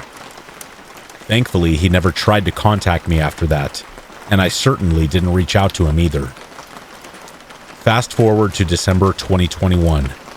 A mutual friend messaged me with a link to a news article. Erath County Sheriff's Office investigate death of father and son. A man in his 50s, reportedly upset that his father had cut him out of his will, shot and killed his own son on December 14th, then turned the weapon on himself. Erath County Sheriff Matt Coates said deputies were called to the scene at about 10:30 p.m. after the victim's grandfather discovered the bodies inside his home in Patillo. Richard Calandrini Jr. had apparently been playing video games when his father walked into the room and shot him. Coates would not give an official statement about the murder-suicide, saying the case is still under investigation. He said the killing had to do with money and the grandfather's will. Autopsies on both men are pending. My jaw dropped to my knees. It felt like I was in a movie. I needed to find out more to be able to process this, so I contacted Richard's ex-wife. She didn't even know it yet. We talked for hours about his abuse, his grandiose narcissistic personality, his murder stories, how he had almost killed her, and how she got out in the last minute. My entire world fell apart. How could I have been friends with such a person for over 20 years and not caught on to it? It shook my ability to trust my fellow human being to the core. We decided that she was going to contact the sheriff and let him know about the prostitutes that he allegedly murdered and our suspicion about Tammy's passing. Richard had told her about 3 murders, one more than he told me. Unfortunately, the sheriff shrugged it all off. There was no missing persons reports that would fit those alleged crimes during that time. There's nothing that can be done or proven regarding his wife's death. And there's definitely not enough public interest to pursue any of this further. And that was the end of it all. And I am left with the big question of whether my friend of over 20 years was a serial killer.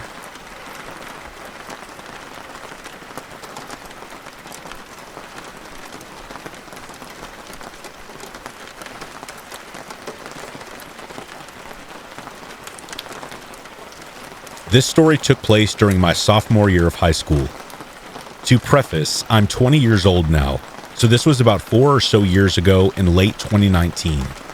Homecoming season was rolling around, and sophomore year of high school was when us kids really started turning to teens and throwing real parties.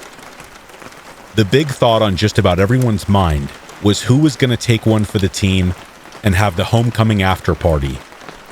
As the night of the dance was quickly approaching, and there had still been no word about who was having a party, my friends and I figured we would all just hang out after with our dates at one of our houses and get drunk and whatnot.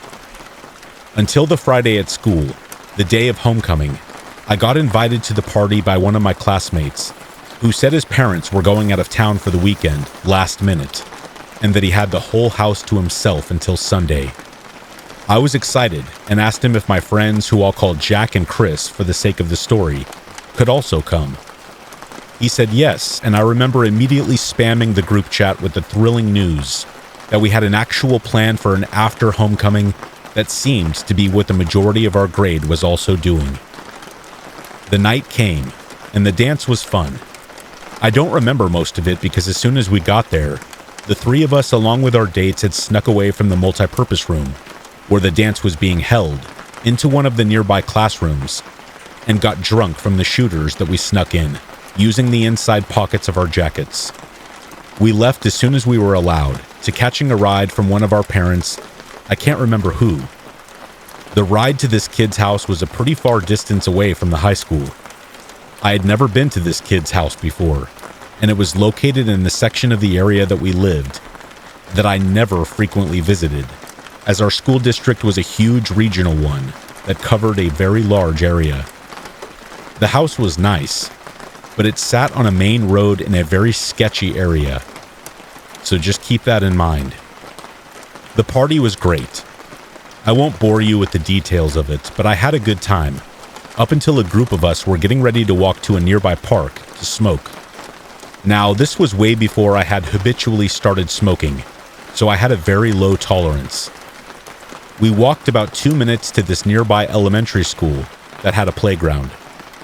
The playground was extremely dark, and I remember just feeling on edge, even though I didn't really have a reason to. I could just sense that walking to this dark school late at night in an unfamiliar area was just not the smartest idea. There was probably about 5 or 6 of us there. I wasn't really that close with many of the people besides Jack. Chris had gone off with his date somewhere, and we hadn't seen them for a bit. Now, the group of us smoking were sitting in one of those big slide climbing structures. The ones that kids can run around in and slide down different slides. I don't know if that makes sense, but the point I'm trying to make is that from where we were sitting, we were out of view from anyone in the parking lot, and we had big structural walls surrounding us from both sides. As we were smoking, a car pulled up in the parking lot. Weird, but not immediately a red flag. As time prolonged and we were passing the smoke around the circle left and right, I began to really get messed up. I completely forgot that the car was even there until another car had pulled up. Now I was starting to get a bit more sketched out, but I was still too messed up to walk back to the house, and was not sure if making our presence known was safe, so I remained where I was. I remember whispering to Jack, making a comment about it being peculiar as to why 2 cars were hanging out in an elementary school parking lot at about 2 a.m. on a Friday night. He made a comment back to me how whatever it was going on, it was probably not good. We chuckled, but in the back of my crossed mind, I knew it was probably best if we left. The second car had probably been there for about 5 minutes or so, and Jack and I figured it was probably time that we started to head back to the house to find Chris and figure out whose house we were going to sleep at. We began to say our goodbyes to the others when all of a sudden, we all went silent when we began to hear an argument going on in the direction of the 2 cars. We couldn't really hear the dialogue as the doors to both cars were closed, so it was muffled arguing. Then, I heard a sound that I hadn't before. A gunshot. And then another one. And then silence. I didn't know what to do. None of us did. We all just sat still on that playground, looking at each other in awe. About 30 seconds later, one of the car's backside passenger doors opened, and a person could be seen sprinting to the other car, getting in, and speeding away so fast out of that parking lot. The screeching of those tires probably could have been heard a mile away. I know it wasn't the morally right situation, but we ran. All of us did. We ran back to the party, which at that point had gotten a significant amount more empty, as we didn't realize how much time had gone by, and how late into the night it was. We found Chris, his date, and the rest of ours, and we got one of our date's older brothers to give us all a ride back to Chris's house. The sound of those shots played in my head all night. The event obviously made the news, and it turned out to be a drug deal gone wrong. Apparently, a guy owed way too much money to his dealer, and the dealer just had had enough. It's sad, but what's even sadder is that type of stuff was like night and day in my area, as we lived just outside a major city which did have a lot of crime. I do feel guilty for running, but in the end, it's not like there was anything we could have done. For all I know, if the guy with the weapon had been aware, had 6 witnesses to his murder, he probably would have shot all of us too. As time goes on, I think about this story less, but I want the biggest piece of advice to be taken from this story, which is said in about 1 million other scary stories online. Stay aware of your surroundings. If you have a feeling of uneasiness, even with how impaired I was that night, that feeling is your gut instinct, signaling danger. And do not hesitate to listen to it.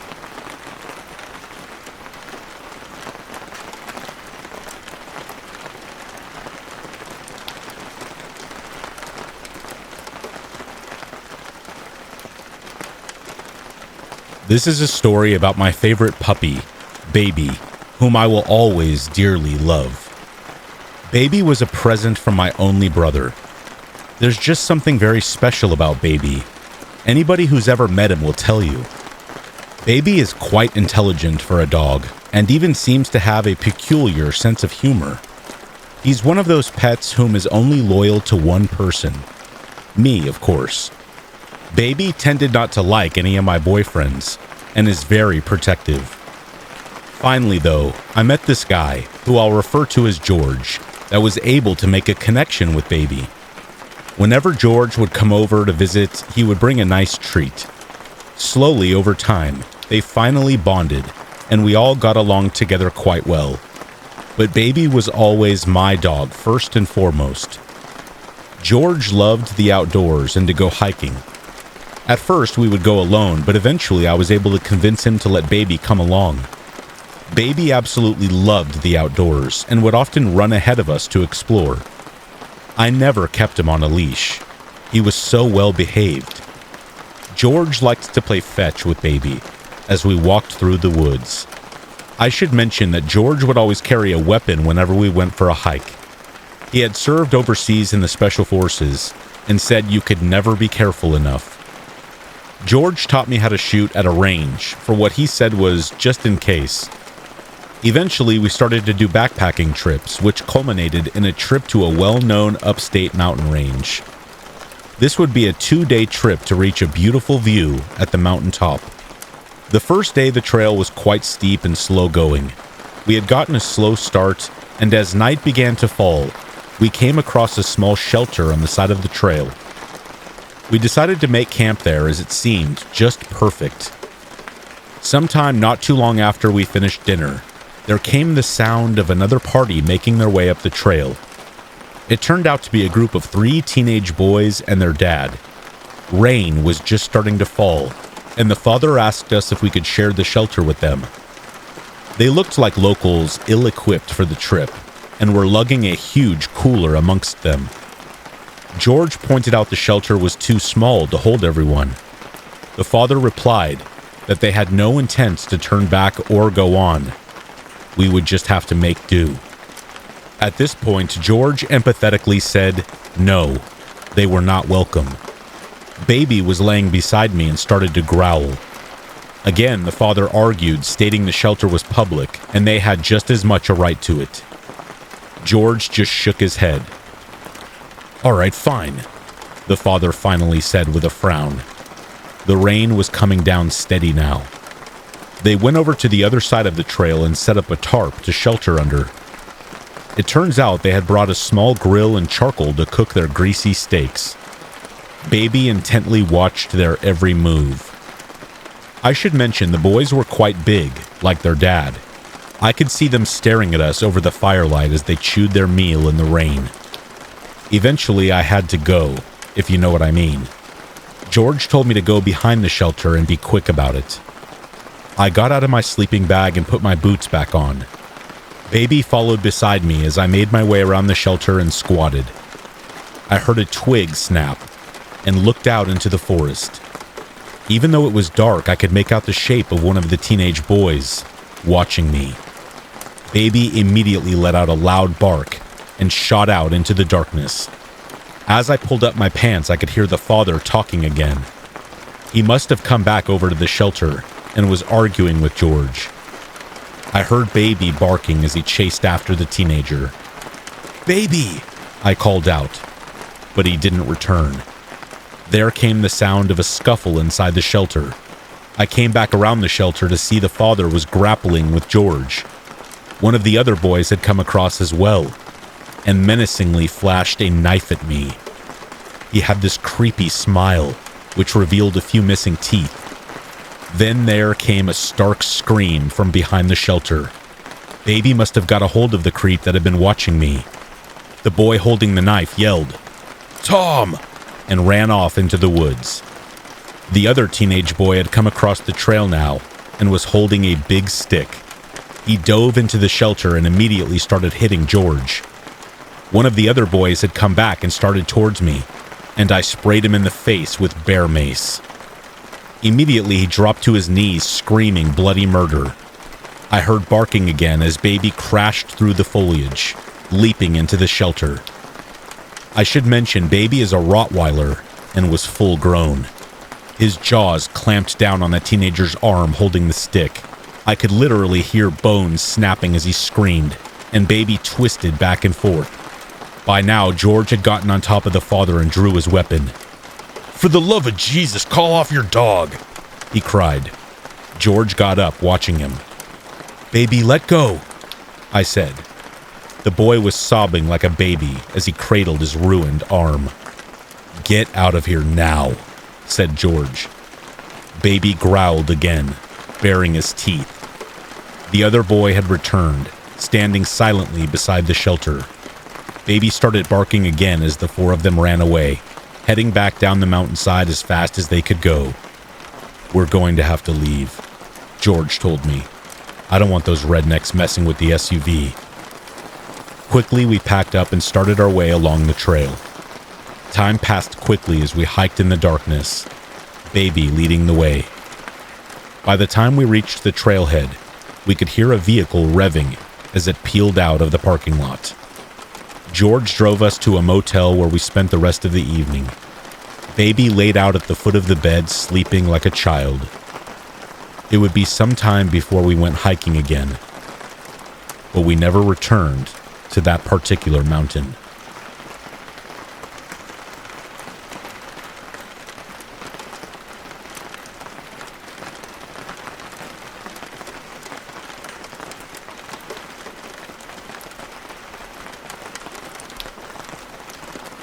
I'm from a small town in northwest Wisconsin, and to give you an idea of how small this town was, we had a gas station and a bar. The population was about 112 people, I think, at the time, and it was mainly older folks. I lived on the outskirts of this town with my grandma and my two sisters. We lived in a parsonage, and if you don't know what that is, it's basically a house that's close to a church. That way the pastor could live there and stay close to it. But this house was rented out by the church, and my grandma was the one paying it. It was a very nice house.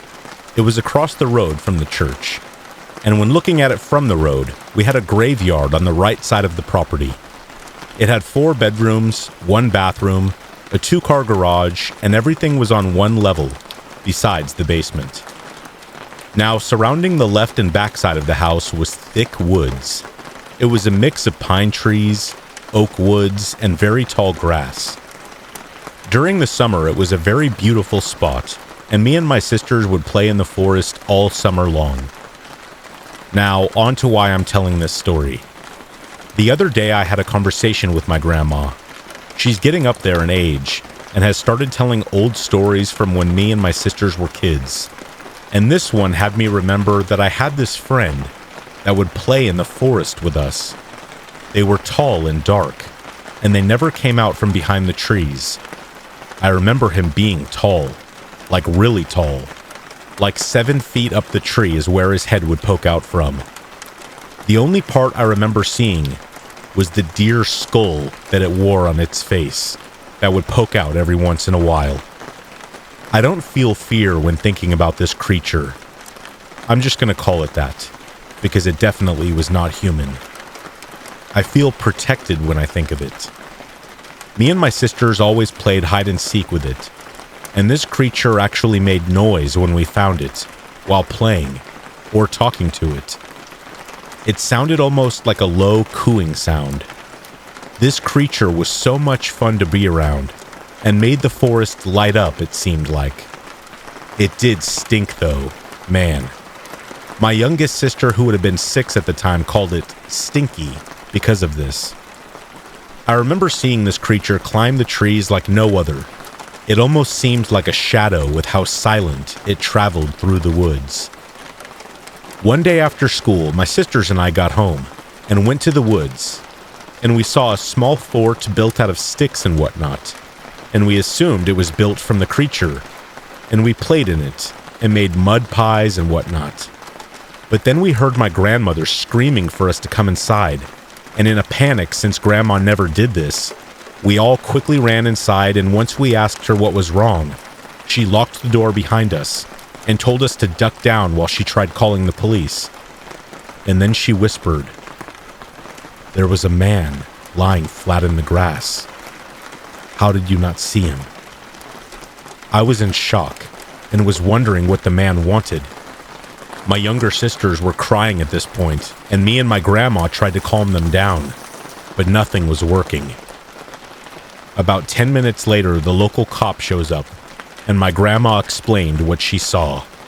The cop went around the property to see if the guy was still around, but he didn't find anything. Then he informed my grandma that if he shows up again, call them ASAP, and then he left. My grandma didn't let us play outside for a few months, and it really sucked because I was just coming into my preteens. So I was giving my grandma a hard time, which is something I still feel really bad about. Later on that night, once everyone was asleep, I took a flashlight and headed to the forest as quickly as I could. I know it was dumb of me to go out by myself and not tell anyone, but 9-year-old me wanted to go check on my friend. Once I got to the edge of the forest, I panned the flashlight around trying to look for anything moving, and once I thought I was in the clear, I entered the woods and started walking towards the stick fort. Then I heard some grass move to my back right, which was deeper into the woods. I stopped in my tracks and listened. I thought it was a man from the way it was breathing heavy, and I was right. I'm assuming it was the man my grandma saw a few months back. I turned my flashlight in that direction and yelled, "Who's there?" And next thing I know, this man jumps on me and starts choking me. Last thing I remember was waking up to a crunching noise, and I could see a blurred black mass with my flashlight, just barely lighting the edges of it. I passed out again and woke up an hour or so later, and I assumed that due to it still being pitch black out.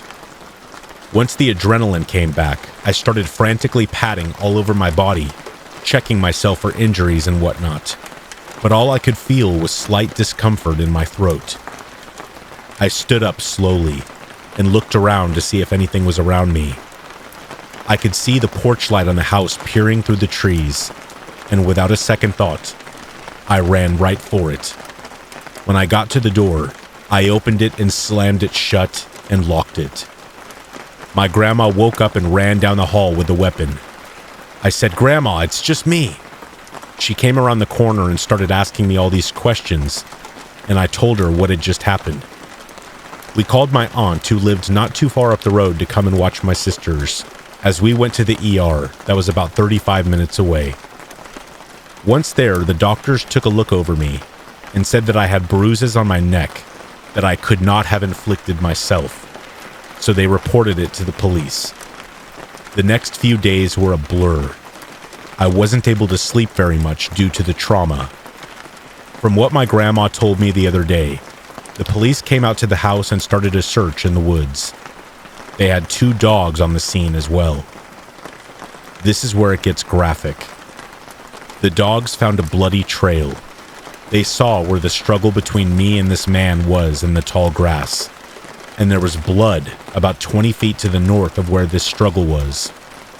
I wouldn't say a pool of blood, but they said that the blood trail went on for about 1.5 miles into the woods. They called for more officers before heading in further, but once they got to the end of it, apparently they found the man.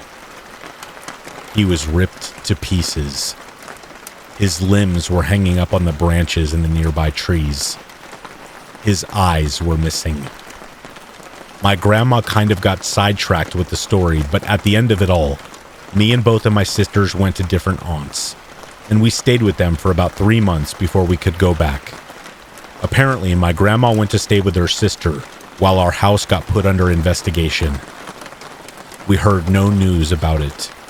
Nothing was said about the man who was spread around all over the trees. The cops say it was a bear, but the more I think on it, it had to have been my forest friend. I never treated the woods or nighttime the same. I have become obsessed with the Wendigo due to it having similar features of the creature that I remember. I got a tattoo of one not too long ago, but the trauma is a lot.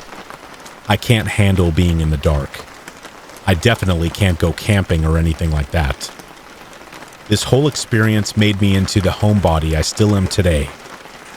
We moved out of the house when I was 14, due to the new pastor wanting to move in, and I have never been back inside. I did go and drive by it the other day when my grandma told me the story, and so much has changed. A lot of the trees were cut down in the yard. The little garden fence we had was gone. But the woods and the tall grass, of course, are still there. I only wonder if he's still hiding in there.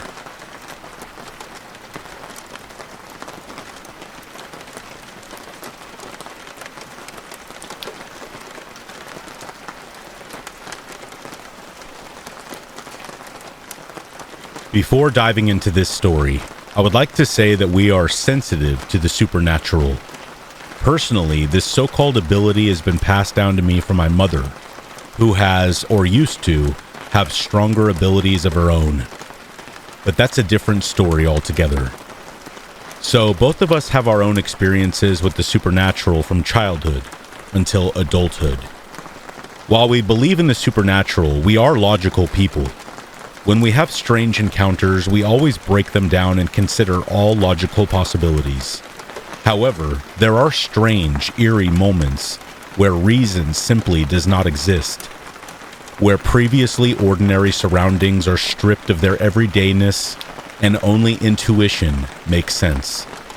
Almost as if you could say the veil is thinning and an entrance to a hole is opened. The story that I will share is one of those experiences. During the height of the pandemic, my husband and I built our home in a sleepy seaside town. The land itself has a history, and it was formerly used as a farmland and mango plantation many decades ago. The land had been in my husband's family for a while, and even though the lot is huge, not one family member has decided to use it until we came along. The story goes that my husband's grandfather paid a hefty price for such land. His relationship with his siblings. Apparently, they fought over ownership of the land, and while my husband's grandfather successfully inherited it before he passed away, it came with a lot of heartache, tears, and lost relationships along the way. His purpose has always been to pass down the lot to his children and grandchildren for future use. Due to this, my husband's relatives refused to sell their respective lots for profit, believing that their grandfather's soul would not be at rest knowing the land has been lost from the family. While some relatives have decided to sell their shares today, this was not the case only a few years back. The entire lot is quite sizable at about 4,000 square meters. Our lot itself is not as grand at about 400 square meters. On top of it, we built a modest duplex with a porch. To build this house, we had to have a few trees cut down to make way for the foundation and the walls. In the Philippines, we believe that creatures dwell in the trees, like the caper, agta, and duende. Although we do not necessarily believe in the existence of these beings, we still respect these superstitious beliefs as part of Philippine culture and tradition. Before cutting trees, Filipinos have their rituals to ensure we do not unknowingly cut down a tree where a supernatural being is living. Before cutting down a tree, a person strikes the trunk with an axe. It is believed that if the axe sticks to the trunk, you are allowed to cut down the tree, as no creature dwells in it. However, if the axe falls to the ground or does not stick to the trunk, a creature may be living inside it. When it's the latter, we bring offerings of food to the tree to respectfully ask permission from the creature to let us cut its home down. We hired an experienced contractor to do the job, and he usually performs this on all construction projects that he manages. This ritual is almost an unspoken rule among Filipinos and is a commonly accepted practice in rural and modern areas. People just go along with it as something that's part of the way that we do things here, and regardless if you believe in it or not, what's the harm in complying, right? Some of this is driven by fear, as there are instances when trees are cut down and construction crew members die unexpectedly, or a business's bad luck is attributed to the place being cursed or haunted from angering a spirit or entity. Anyway, we had a couple of trees cut down, some believed to be as old as my husband's grandfather. The construction of the house was completed and we moved in only a few months after. The house is situated near the center of the lot, which means to get there, you need to drive up a few meters on a makeshift gravel path connected to a back road. This makeshift path is surrounded by dense bushes, grass, and trees. You make a sharp turn where your vision is clouded by tall trees and bushes, and suddenly see a house in the distance. We had the electricity company make a connection for us as our area is quite remote, and there are no light posts as it's private property. So when night falls, it's eerily dark and quiet. When people asked us where we lived, we used to joke that to find our house you have to pass the gateway to Narnia. When we had packages delivered, delivery people usually got lost or simply refused to enter the path when it was nighttime. A few months into living in the house, we had a few strange occurrences here and there, which is to be expected when you're living in a rural area surrounded by more trees and wildlife than people. Living near the sea in a tropical country means sweltering hot temperatures and high humidity levels. It was one of those long dry spells where you're constantly drenched in sweat when this happens. In the late afternoon, my husband and I are in the living room with the windows open. It was quickly approaching dusk as we went through our yoga practice. Our two cats were lounging on the furniture, lazily watching us. We were watching a YouTube video to guide us in our practice when the video ended. I vividly recall saying I wanted to do another yoga video, to which my husband reluctantly agreed. He reasoned it was getting dark, and we had to prepare supper. Plus, the weather seemed unusually cool today, which meant it got dark much quicker. I realized that was true after another sweltering hot day. The wind seemed to pick up in the late afternoon. As I looked for another yoga video, however, the wind seemed to die down, like how it goes quiet before the first drops of rain. As we were sitting down on our yoga mats at dusk, we saw a neat lightning bolt strike the sky. The lightning was clear against the dark sky and was so bright, it made me squint. Only a few seconds later, we heard a loud crashing sound. The thunder was so deafening that the house shook. Our window panes certainly shook, and it felt like the thunder and lightning hit alarmingly close to the house, specifically near the big tree by the window, where we can sometimes feel a presence there, watching us at night. This was so sudden and so ear-piercing, in our quiet home in the middle of nowhere, that we simply froze in place. It really didn't help that when the thunder struck, the power suddenly went out. We were enveloped in darkness. My skin broke in goosebumps. For a moment, I was gripped in fear, unable to move or think of what to do next. I could hear our two cats scrambling, looking for hiding places in the dark. My heart beat fast in my chest as I blindly looked around the living room, waiting for my eyes to adjust and my heart to steady itself.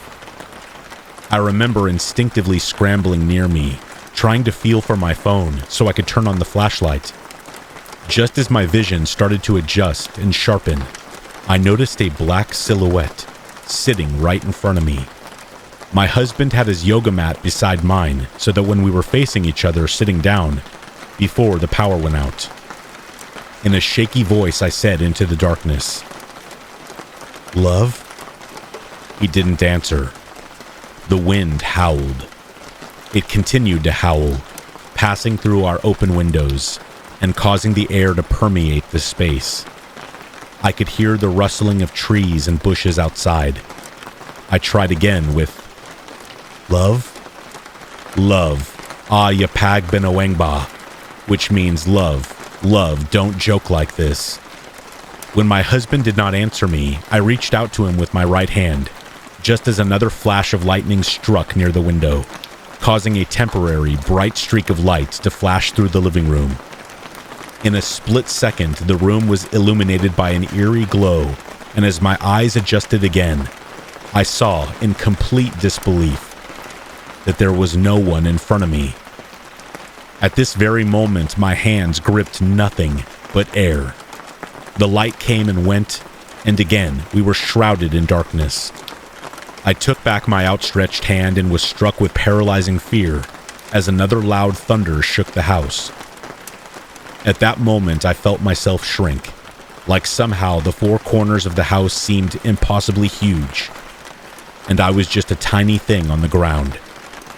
My heart sunk into my stomach and I felt something else, another presence in the house, but it was different this time. Not the usual feeling I had when I sensed another presence in the woods or by that mysterious tree near the window. I felt like something had shifted when the energy from the thunder and lightning struck our home. Like a door had been opened and there were these things I could not put a name to, entered the space. Their magnitude and presence so profound that I was an insignificant living thing that was simply taking up their space. I was hit with the type of primal fear that causes you to shut down, where all logic just leaves your body. I had never in my life felt that kind of fear. This was different somehow, like my insides were screaming at me to run, but my body refused to get in sync. I was running on intuition, and my intuition told me to look for light. Any light source. I forced my legs to move and was in the middle of standing up when a small beam of light hit the yoga mats. It was my husband, standing near our bedroom door, holding a flashlight in his hand. We immediately ran to each other and then found our way to the electrical box to turn off the electricity to prevent damaging surges. At this point, the first few drops of rain started to pour down before gaining traction. We calmed ourselves and took out the emergency candles and lights that we had stored. We found our two cats, both of them with their hairs on end, shrinking into a corner. Just two chonky poof balls with wide, terrified eyes. The power eventually returned during the night, and we never spoke of that event. Without verbally agreeing, we each always made sure to keep a light in each room on at night, and stored backup candles and emergency batteries in case of a sudden storm and power outage shook our home again. The first time we let our thoughts from that experience manifest themselves into our reality was when we took a trip to the bustling city a few months later. While we didn't plan on talking about it, it just felt safe to do so, away from the house. Like speaking about what happened, where it happened would somehow welcome whatever mysterious entity or power was in play that day into our reality, from sheer belief alone. Understand that we weren't dying to talk about it. It just never came up, and we never thought to bring up the topic. We were just sitting at a coffee shop somewhere, calmly sipping our beverages when one of us, I'm not sure who, went, "Hey, remember that weird thing with the freak power outage and storm at home?" It was only then that I got my husband's side of the story. From his point of view, after the first thunder and the power went out, he had stood up blindly in the darkness. When he stood up and started to dash to the shelf by the bedroom door, where we kept an emergency flashlight, he felt that some invisible force was stopping him. He stopped in his tracks and felt something cold in his path, something he could not see or reach out to. He was paralyzed with fear, with the overwhelming, looming feeling of anxiety and dread that stemmed from the unexplainable. He felt the hairs at the back of his neck stand up, like cold air was suffocating the once humid room surrounding him. With the wind howling outside and flying through the rustling trees and bushes, he could not hear me call out to him. After the second thunder and the temporary light from the lightning, he saw in front of him the shelf and roughly where the flashlight stood. As the room was again enveloped in darkness, he dashed forward roughly where the shelf was and felt for the flashlight. That's when he hurriedly turned it on with shaky hands and instinctively turned around and shone the flashlight on the ground where I was. The moment that the light made its way through the thick darkness, we felt this immense relief wash over us. It was such a powerful emotion that I simply could not fully put it into words. This happened on February 8th, 2021. Since we moved to the city in November 2023, I have buried the experience in my memory. Try as I might to forget it, a part of me is nonplussed and amazed all the same. Amazed that I had experienced something new, something so foreign to me. A powerful primal fear that I never thought I had inside me had awakened. And nothing in my past experiences and experiences after that event had ever awoken that ancient feeling inside me. The memory may just be a looming fog at the back of my mind, but what I felt is something that brims to the surface now and then, when my intuition tells me that something is not right. It might surface when my intuition is trying to convey something, but never quite as overwhelming as it was that day. Last week I woke up in the morning and settled in front of my desk to get a head start on work, when my husband, whose desk is beside mine, said out of nowhere, "Today is the anniversary." I responded, "The anniversary of what?" Feeling confused as I racked my brain for the answer. Had I forgotten an anniversary of something? A birthday, perhaps? And my husband, who is normally forgetful and bad with dates, simply said, "Of the power outage back home." All the emotions I felt from that experience hit me with a powerful force, and I swallowed the feeling of anxiety that wanted to resurface from my stomach to my throat, and out from my mouth in the form of words. I said, "That's not something to make an annual event out of, love."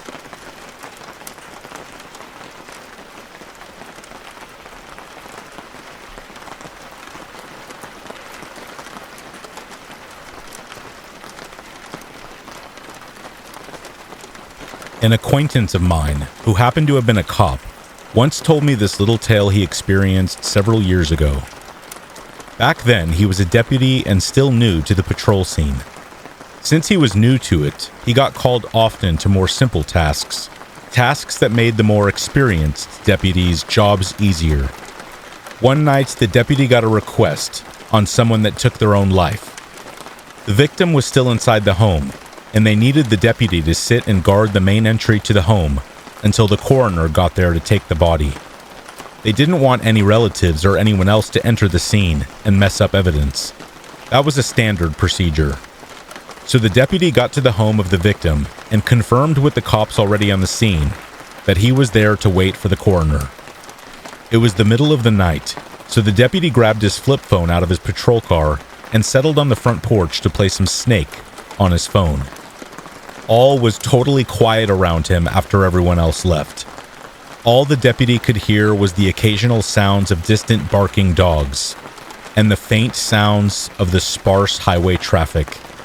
The silence did indeed make him a little nervous, especially considering what lay only a few feet away and invisible to him only because of a wall. So it was only natural that his instincts had his ears on high alert. So he was startled when he suddenly thought he heard a rustling sound, seemingly coming from inside the house, behind him. All he could do was sit there and wait and listen intently. A few minutes went by though, and he didn't hear anything else, so he just figured he probably heard the house settling or something. Over half an hour went by, and the deputy was starting to get a little drowsy staring at Snake on his small flip phone. So he flipped it shut and sat back for a few minutes to relax.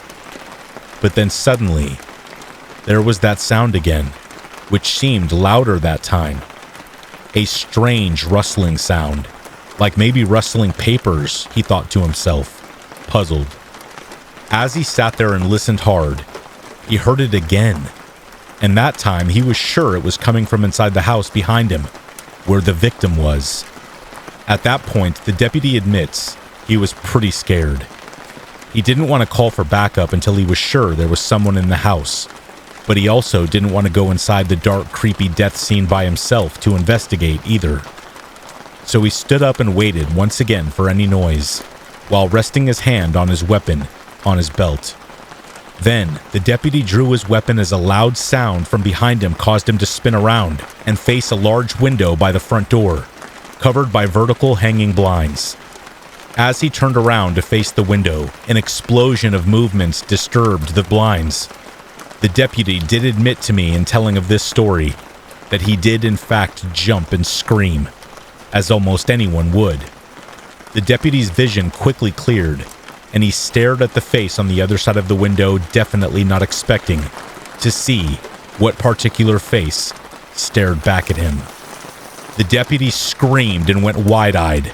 The face stared back at him and it made a startled sound, with wide eyes as well.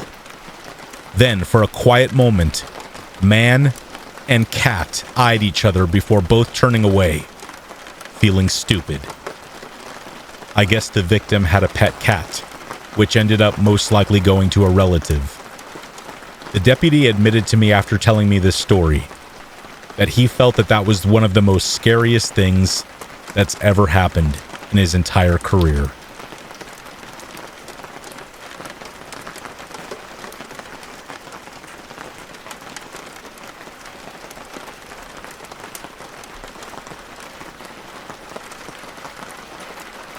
I'd like to preface this story by acknowledging that the truthfulness or reliability of asylum or escaped mental patient stories tends to be questionable.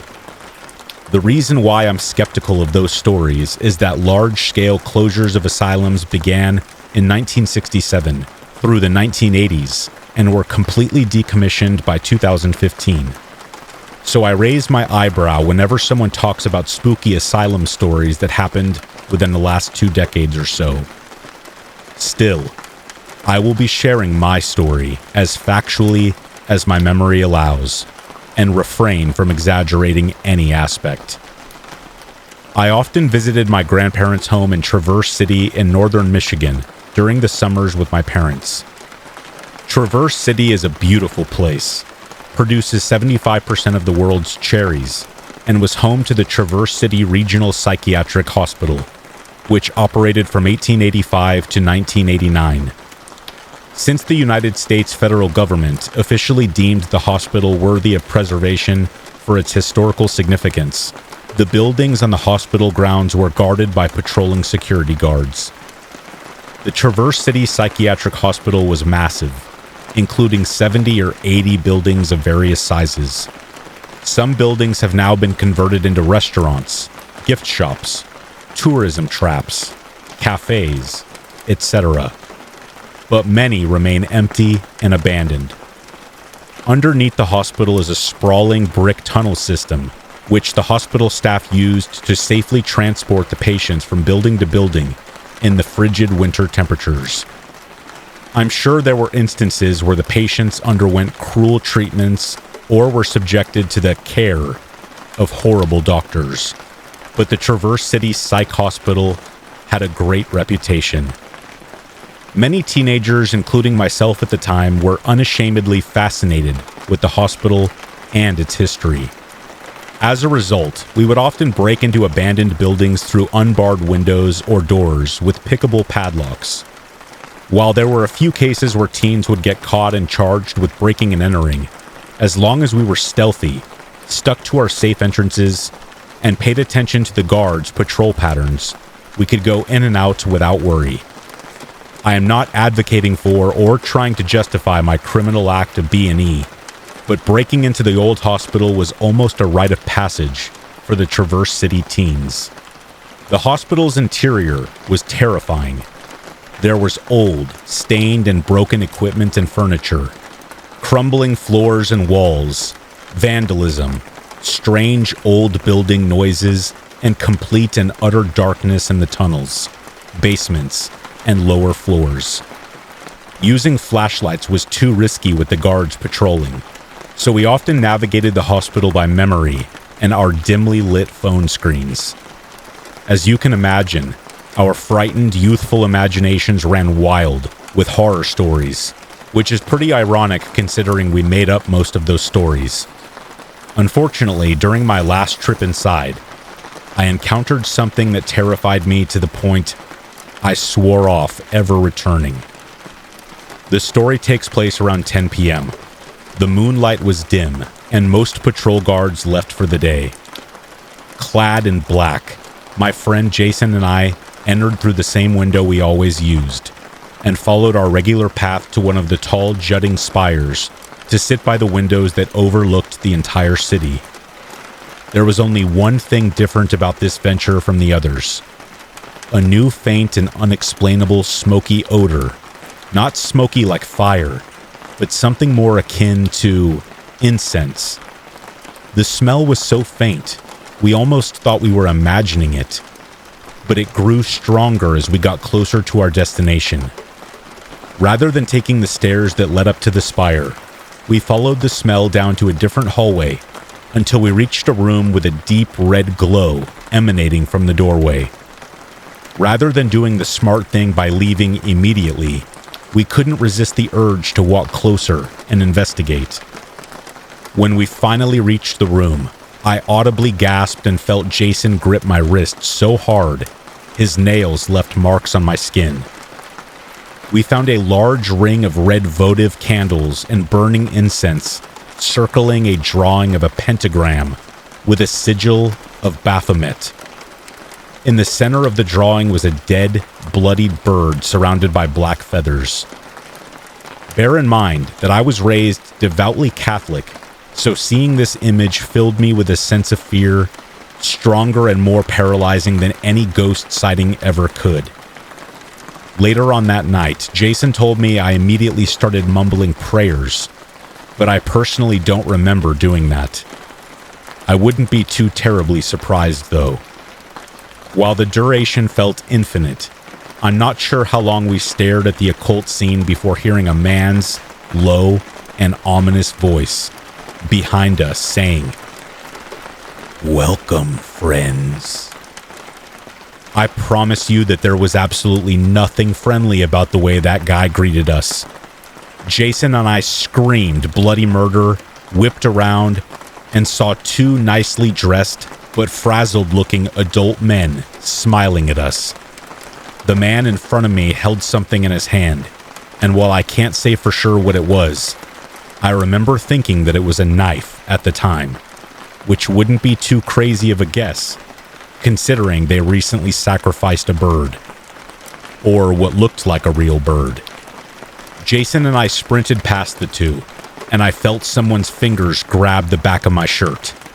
Thankfully, the occultist's hand didn't have a solid hold on me, because I ducked and managed to escape his grip. The men shouted for us to stop running, which we obviously didn't. We heard their footsteps chasing after us for a little while, but thankfully Jason and I had broken into the hospital so many times that running through the unlit rooms, hallways, and tunnels was no challenge. When we finally reached and vaulted through our escape window, the occultists were nowhere to be seen or heard.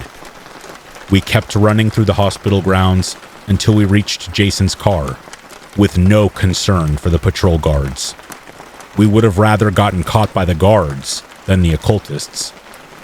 I puked twice in the parking lot, whether the cause was fear, sprinting nonstop for 1.5 miles, or a combination of both.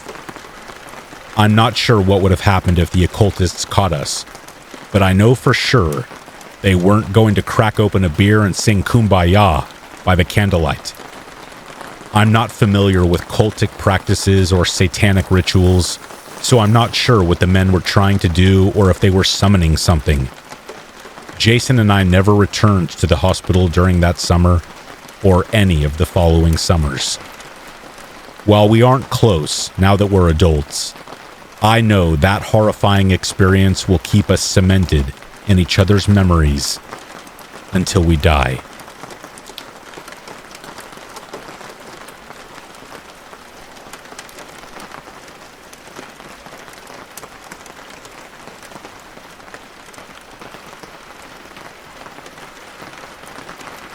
A couple of weeks ago, I noticed a smell around mine and my neighbor's property.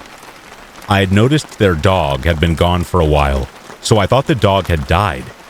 and thought nothing of it really. A few more days go by. The smell is getting worse and worse. On the day I found him, I was outside chopping up tree branches from the past few storms, while my wife and son were playing in the backyard. The smell at this point had gotten so strong, my whole backyard smelled. You could even smell it when you got in the car in our driveway. My 2-year-old son was even making faces of disgust. A friend of mine comes over and started looking for where the smell was coming from. He follows it to my neighbor's yard, but the smell is so strong, he almost throws up, doesn't see anything, and just gives up his search. My wife at this point is debating on calling the police. I tell her to hold off, because what if it's just their dog? I tell her I'm going to hop the fence to see if I can come across it. I was going to go offer to bury it for my neighbors, as they are elderly, and maybe they just couldn't take care of it properly. So I hopped the fence. This isn't the first time I've smelled death, but this is the worst smell I have ever smelled. I take one step and that's all I needed. Behind their shed was the corpse of a fully grown man, slumped over, gray skin, gray eyes staring back at me. He was wearing a red flannel shirt tucked into his blue jeans and work shoes, flies coming out of his mouth, his nose, and his ears. My guess is he had been there for about a week in a muggy Georgia heat. I had a t-shirt over my face to protect me from the smell, but being that close, I did almost throw up. I ran back to the fence, jumped it quickly, ran to my house and told my wife to call the police. At first, I didn't believe my eyes. I told myself there's no way that I actually just found a body. So while my wife made the call, I went back out to the border of the property and shouted out for him, but I got no response. About 45 minutes later, an officer shows up and I explained what I saw. The officer seemed to not believe me. I wouldn't either. That is until he walks back there himself. I follow along to show him, but before I even get back to the fence, I hear him say, "Yeah, that's a body," and he calls it in. 2 sheriff's cars, 3 crime scene trucks, an investigator with his car, a coroner van, all show up within the next 10 minutes. I go and give my statement to the investigator, and that was that. I talked to my neighbors about everything as well. They noticed the smell but assumed it was a cat or something. They also explained that they were on vacation for a week, which is when the dog hopped the fence and ran away. They had no idea who this person was or how they got there. Aside from the police, I was the only one who saw the body up close. The image is stuck in my head and plagues my dreams. I can't look in my backyard without thinking about him. It's been a couple weeks now, and we still smell him randomly sometimes. I work with bleach for a living, and even at work I smell him. The cops told me that he was a John Doe and an OD. It's nice to know my neighbors aren't murderers, but I don't know how to move on. My wife and I are talking about moving early next year, but I honestly feel this is something that will stick with me for the rest of my days.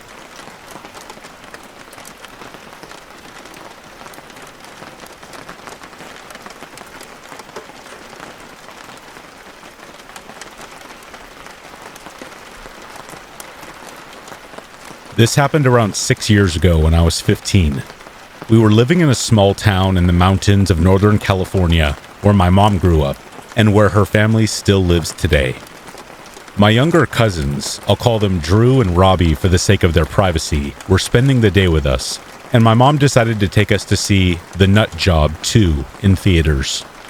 Drew and I, being several years older than Robbie, weren't totally crazy about seeing a kids' movie, but the buttered popcorn was enough to keep us happy.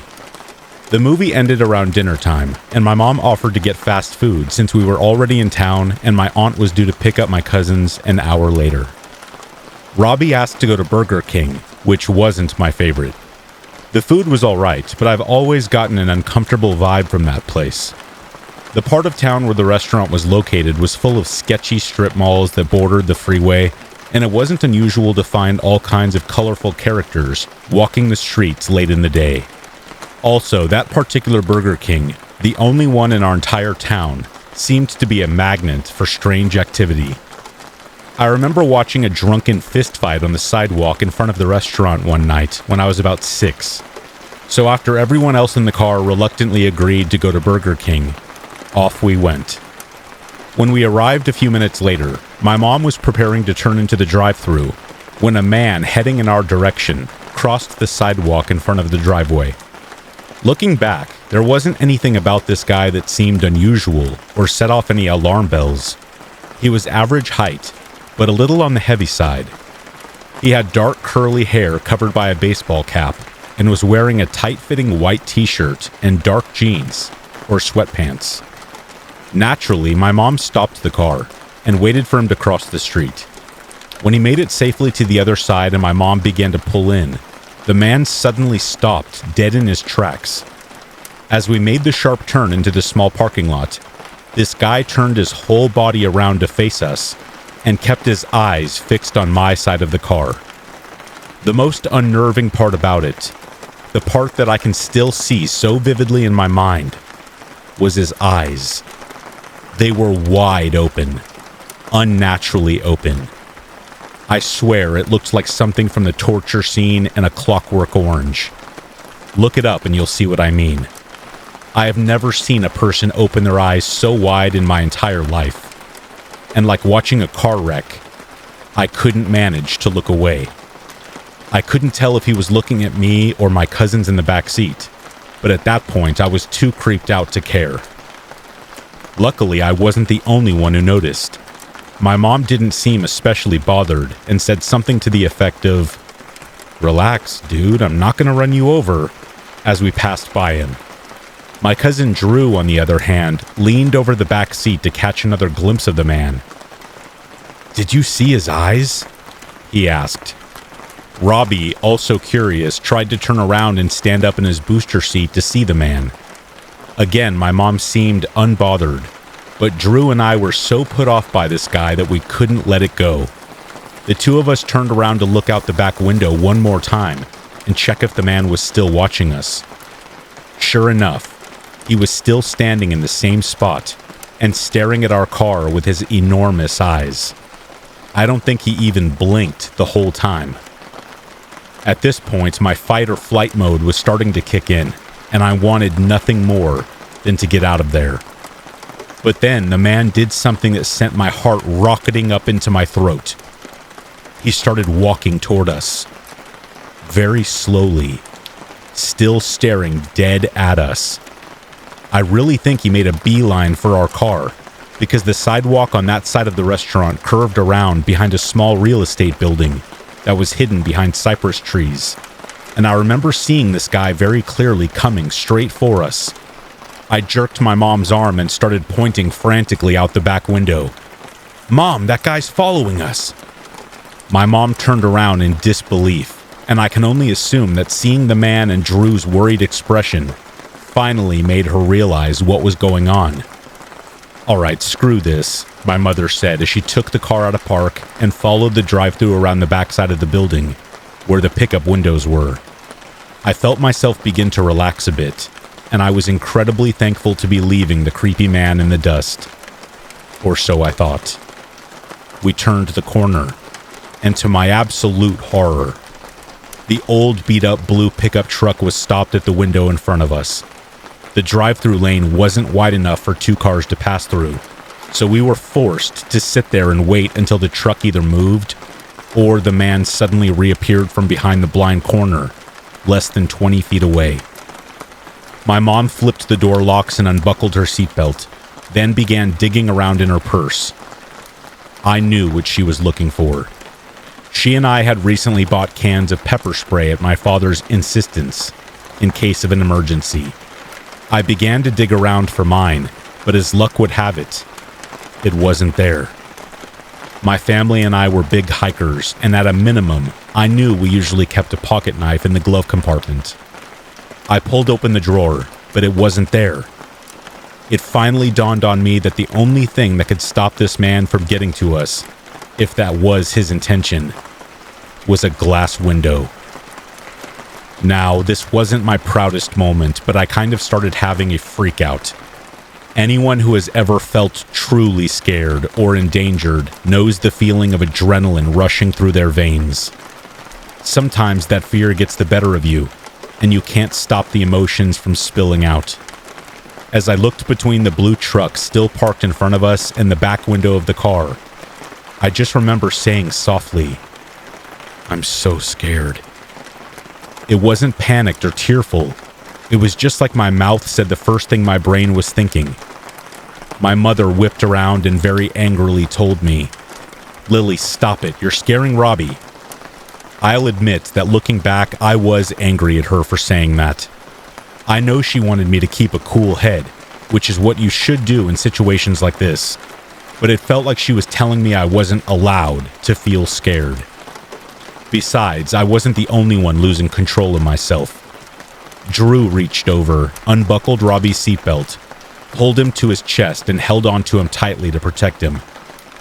That should have been more fear-inducing than what I said, but Robbie actually seemed more curious than scared. I was glad that he was young enough to not know exactly what was happening. All in all, he handled it better than us teenagers. It honestly felt like hours just waiting for that stupid truck in front of us to move. I started getting really angry, even though I knew it wasn't the driver's fault. But it was a horrible time for the people inside the restaurant to be moving so slowly. Just then, my worst fear was realized. The man appeared from around the side of the building.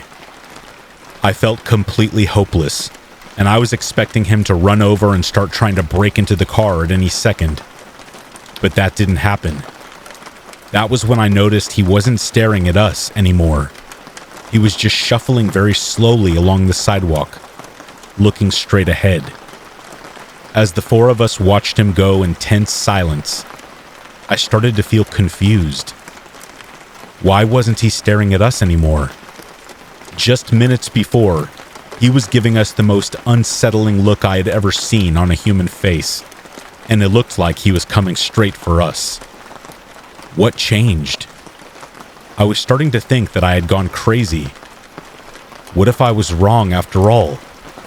What if the whole thing was just one big misunderstanding on my part? But as the man climbed the hill to the right of the car, Drew suddenly said, "Aunt Janet, he's talking to himself." Sure enough, as I looked closer, I could see the man's lips moving as he stared fixedly into the distance. With the car windows closed, I couldn't hear what he was saying. Frankly, I didn't care. I just wanted to get out of there. When the truck in front of us finally pulled forward, my mom hit the gas and drove out of there as quickly as possible. The four of us breathed a sigh of relief as we settled back into our seats and headed to a different restaurant across town. As you can imagine, the weird encounter was the only thing we could talk about for the rest of the night. When my aunt arrived to pick up my cousins, we told her the story. I was surprised, but also grateful that she wasn't upset. Instead, she suggested that the guy was probably on something, or had some type of mental disability. Her explanations seemed likely enough, and after about a week, I passed off the incident as just that. Just another unhinged tweaker ruining our once safe, amicable small town. I had mostly put the issue to the back of my mind until a few weeks later, when my mom brought it up again. One afternoon, as we were talking in the living room, she started telling me that she read an article online about a woman and her family who were possibly followed by traffickers in Oakland. I don't remember the whole story, but to summarize, the woman, her husband, and their infant daughter were leaving a football game in Oakland when a man started following them. The woman noticed that the man was talking to himself, and she saw that he was wearing an earpiece. As they got to the car, her husband went to confront the man while she and her child got safely inside and locked the doors.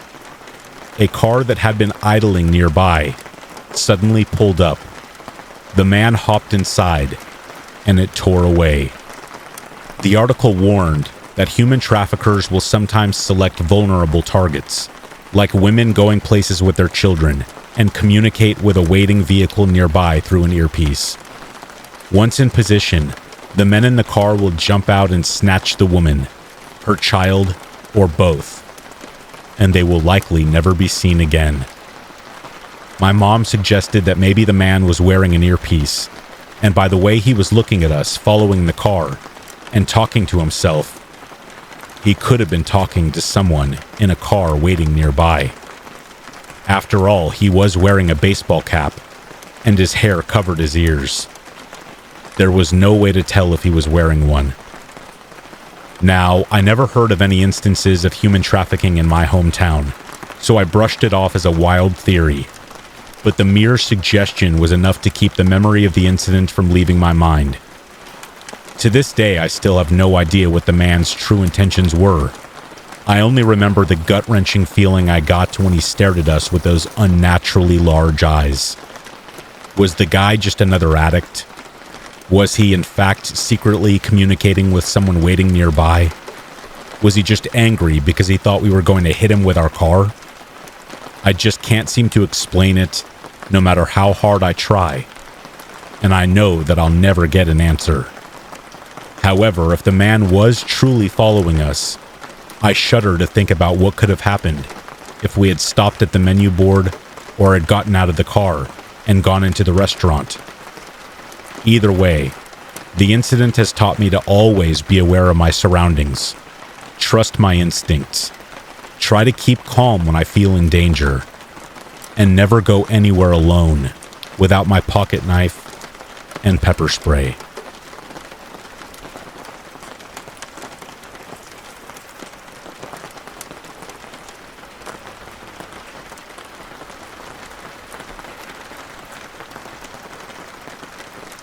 When I was 15, I stayed with my dad in Ohio for the summer. At the time, he was living in a finished basement apartment in the home of my much older sister, his daughter from a previous marriage. My sister, Mel, has a daughter close to my age named Caitlin, who was 14 at the time. A week or two into my stay, Caitlin and I were left home to watch her younger sisters Danny and Jamie, while Mel went into work her night shift at the bar. My dad normally went out to the bar himself for a few hours a night to catch the game and hang out with his friends, and this night was no different. We spent a few hours watching TV with the younger girls after dinner and finally sent them up to bed around 10 o'clock. Caitlin and I were enjoying having the living room to ourselves and listening to the Eminem CD that she had become pretty obsessed with over the last few weeks. Around 10:30, we were heating up something to eat when we heard a knock at the front door. For some context, my sister lived a few miles outside of a really small, rural town, a good 30 minutes from the city. Her house was located on the side of an old, low-traffic highway where the homes had large spaces and small patches of woods in between. Still close enough together that you could see your neighbors but probably wouldn't cross paths with them the way you might in a regular suburban neighborhood. The road was dark with no streetlights, so any light outside came exclusively from porch lights and nearby windows this time of night. Caitlin looked at me, clearly surprised to hear the door at all, let alone this late at night. They didn't really know anyone nearby, and everyone that lived there always used the back door that led into the driveway instead of the front that opened directly into the yard. The knock came again, a little harder and more insistent. What if it was the cops or something? I was the oldest, so I straightened up a little, saying, "I'll get it," in the most confident voice I could manage. Caitlin followed me to the door, trailing a little behind. I hesitated for a moment before turning the deadbolt, then cautiously turned the handle to open the big wooden door wide enough to peer through the gap and through the screen door on the other side. "Hey, I'm trying to get a hold of my friend to come pick me up, but my phone died. It's really hot out here. Could I maybe trouble you for some water or something?" asked the boy standing on my sister's porch.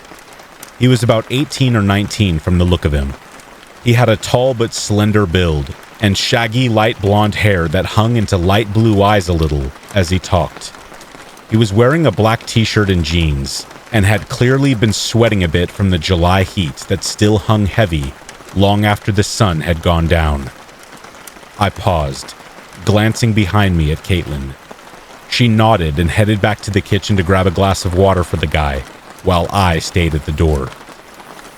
My anxiety about this guy was slowly fading, but enough held out that I decided to stay in my current position instead of opening the door anymore.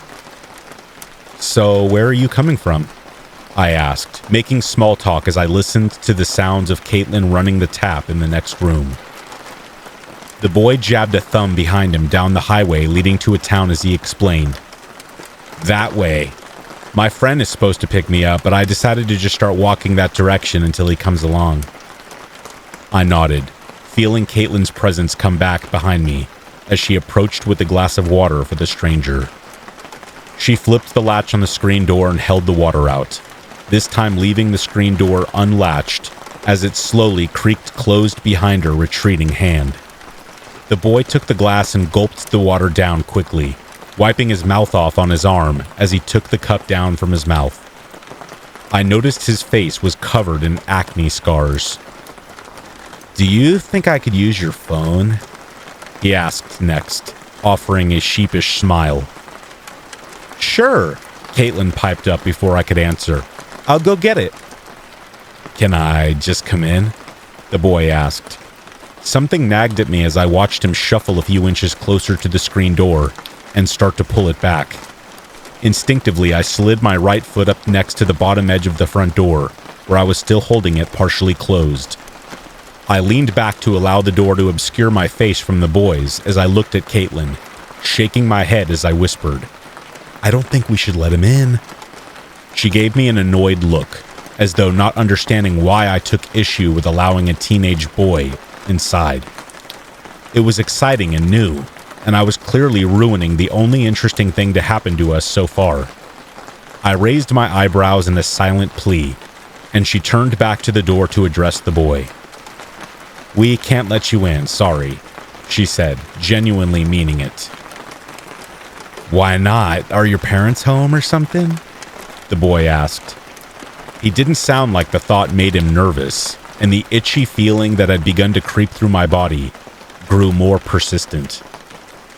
"Yeah, my dad is downstairs," I said, a little too quickly. I saw a spark hit his eyes as soon as the words left my mouth. He recognized the anxiety in my voice, and I watched the shift in his expression as he saw through my lie. "I'll be quick," he insisted. "I really need to get a hold of my friend to find out where he is. He should have been here by now." He went on, giving the highway a cursory glance as though he was looking out for his friend's car. I saw him linger on the empty driveway as his eyes came back around to us. "But what if he misses you while you're inside?" I asked, trying to keep my tone cheerful and conversational. I wedged my foot a little harder into the door as I spoke. "Seriously, my dad will kill us if we let you in." A slow smile began to spread across his scarred face. The boy took a slow step forward, silently closing the gap between the screen door and the crack that I had left open. We were now only a few inches apart, the threshold of the door the only thing left between us. I slid my free arm behind the door, gripping the opposite side of the door frame to brace myself against it. I cursed myself for not sliding the chain lock across the door before opening it. If I did it now, it might upset him, I thought. He stared me down for a second, the smile never leaving his face. He turned to Caitlin, softening his tone as he said, "Please, I'll be super quick." The sound of a door opening behind Caitlin and I made us both jump. My dad came through the back door with a puff of his last bit of cigarette smoke, trailing in behind him. "What are you girls doing?" he asked gruffly. I snapped my head back to the boy at the door with wide eyes. "It's my dad," I whispered. "Hang on a second." I took advantage of his surprise to quickly shut the door in his face. "Dad, there's a guy at the door. He wants to come in and use the phone," I told him. "He's a teenager, Grandpa, like our age. I think I know him from school," Caitlin added. My dad's expression darkened as he walked to the door and opened it halfway to confront the boy. "What seems to be the problem?" my dad asked the stranger.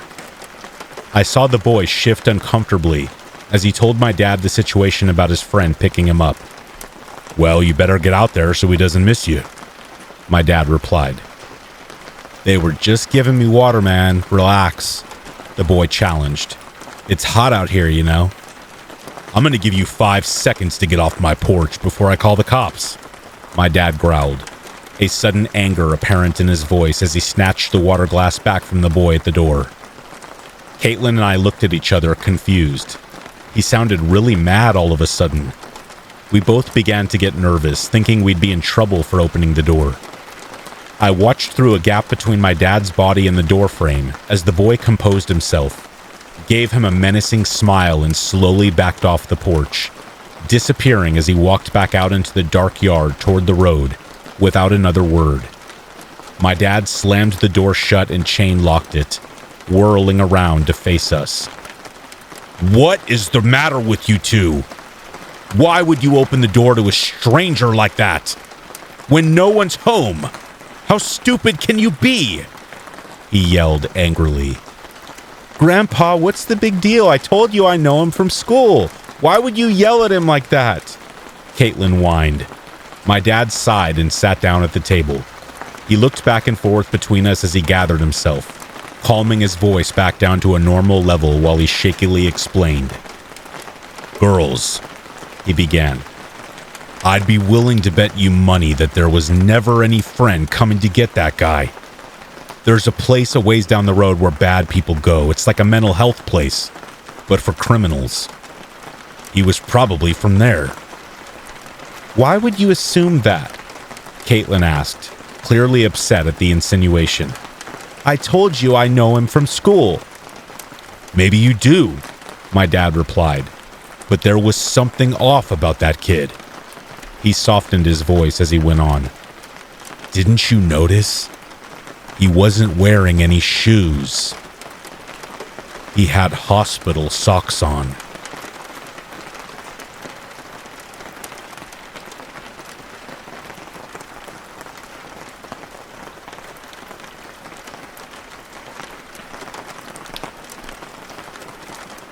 There is a small town not far from me that has a nice little downtown area with a few blocks of shops and restaurants. I love coming to this area on my own, since it has some different kinds of boutiques and restaurants where I would shop, grab some lunch or a drink by myself, and just enjoy my own company. The area does not seem sketchy to me, but I always hear my Italian grandma's voice in the back of my head saying, "You be careful walking alone." She brings this up almost every time I see her, and I don't dismiss it, but I am cautious when I go places, especially when I'm alone. Once I found out there was a little hole-in-the-wall hair salon on Main Street. I made it a point to go there as my go-to hair place. The salon was trendy with an antique vibe. It was a narrow, old-looking hallway with a section to the left of 4 to 5 hair stations, and then further down was the register counter near a back door to a parking lot area. My appointment was one of their last times available, and the girls that worked in the salon seemed very new and took their time with every process. I don't mind them being careful with what they were doing, but they seemed to always have to walk away for a period of time from the chair to go get something from the storage room, which was down some stairs, and that was a big meeting place to talk together. While I was sitting in the salon, I could hear a little commotion going on outside along the street, like there was someone making a case to ask for money from people walking by. There was something unsettling about this, since every now and then I would hear a loud yip or bark noise that seemed to be getting closer to the open door of the salon to the main street. I kept staring at the doorway and the window of the salon as I waited for my girl to come back. The people that walked by seemed to have such puzzled, horrified looks on their faces, and almost broke their necks to turn back around to stare at something behind them again, which was out of sight. I would hear the odd yip noise every now and then, but it seemed like it tapered off as the main street started to clear out. I brought it to the stylist's attention when they returned by asking what did they think was going on out there. They seemed to brush it off with an uneasy giggle. "Oh, it's fine, probably just Frito," with a giggle and a glance at her other coworkers. I usually would not feel anxious, but it was visibly getting darker out, and the main street was starting to clear out. I had to walk back to my car. A while later, I was feeling good about ready to leave the salon.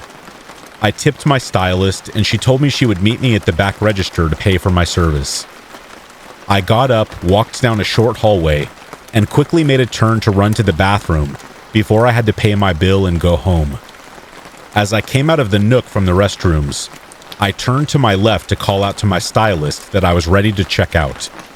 But when I walked out into the hallway, I was met with someone dressed in raggedy brown and black clothes, standing in the hallway where I had to leave through.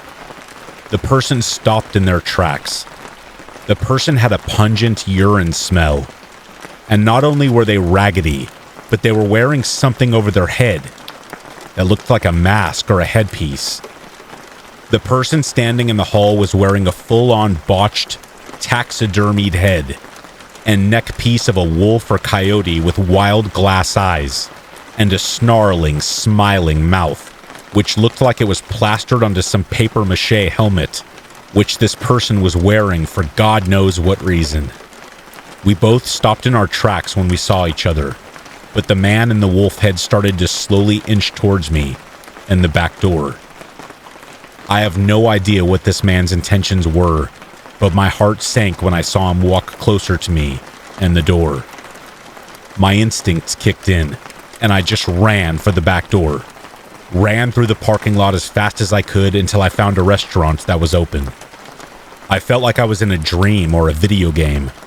Everything was in slow motion. I thought any second that the man would jump out and grab me, but I just ran. Panic attacks are real. I felt like I could faint for about 15 to 20 minutes after reaching the restaurant. I requested an Uber back to my parked car, and I noticed the hair salon didn't even call me to ask where I was to pay my bill. I called and left a message saying I would mail them a check. Just an answering machine picked up. I try not to let this experience deter me from coming back to this little town on my own. My Italian grandma's voice is louder in my head, and it did take me a few months to come back. But I will never be around alone in this town again after the sun starts to go down.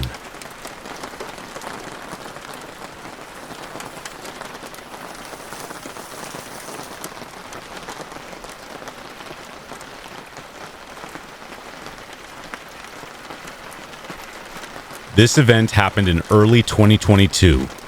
My boyfriend and I had gone out of town for a weekend to attend a Comic-Con about 5 hours away. I was very excited as I was planning on attending my first meet and greet, as well as just being out of town and just exploring a city that we've never been to before. The excitement, however, would soon turn sour. After the 5-hour drive and a bit of exploring, we were dead tired. We thought it best to go and check into our hotel.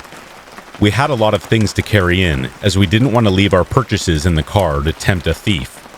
So we had to take 2 trips from the car to our room. Once we got checked in and was given the room number and key, we started on the journey to find our room. We ended up being assigned to a room at the other side of the building.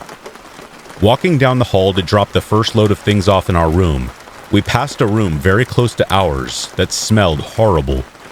We had looked at each other with disgusted looks on our faces. It nearly smelled like something had died. But we thought nothing more of it until we went into our room, dropped our things off, and came back out to go back outside. Again, this room was fairly close to ours, only about 4 doors down, so we didn't have to go very far before we started to hear screaming. The voice sounded young, like a kid. At first, we thought it was just maybe an unruly kid throwing a fit. But then we began to understand the words being shrieked. "Get away from me." Okay, this amped up the worry scale quite a bit. It could still be a kid throwing a fit, right? Then, the blood-curdling scream.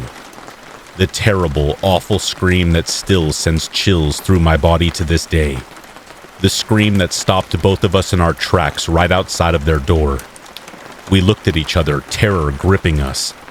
After hearing so many horror stories about trafficking, I automatically thought the worst.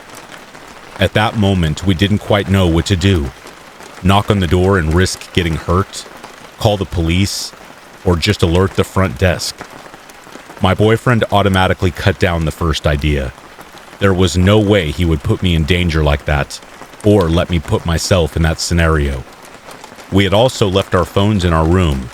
Stupid move, I know, but we were just going to the car and coming right back. So we were stuck with the third option, alerting the front desk. Now, normally I have bad anxiety and can barely talk to strangers, but I went straight to the front desk manager while my boyfriend got the rest of our things from the car. I let her know everything we noticed, everything we heard, and how concerned we were. She asked what room number this was. When I told her the number, she seemed to hesitate. I could tell she was about to say something that was going to further my unease. I was right. She told me that it was the same people that had been staying there for quite a while, almost a month. They claimed it was because their house was being repaired or something to that effect, but there were obviously doubts about this. She also said that no housekeeping had been in there to clean, because they were always in there and had the Do Not Disturb sign up, not wanting anyone to go inside. What's more disturbing is that I was not the only one to come to the hotel staff with complaints and concerns about these patrons. There had been complaints about the smells coming from the room, as well as what other patrons had described as children throwing fits or being unruly. Now she was having second thoughts on these reports.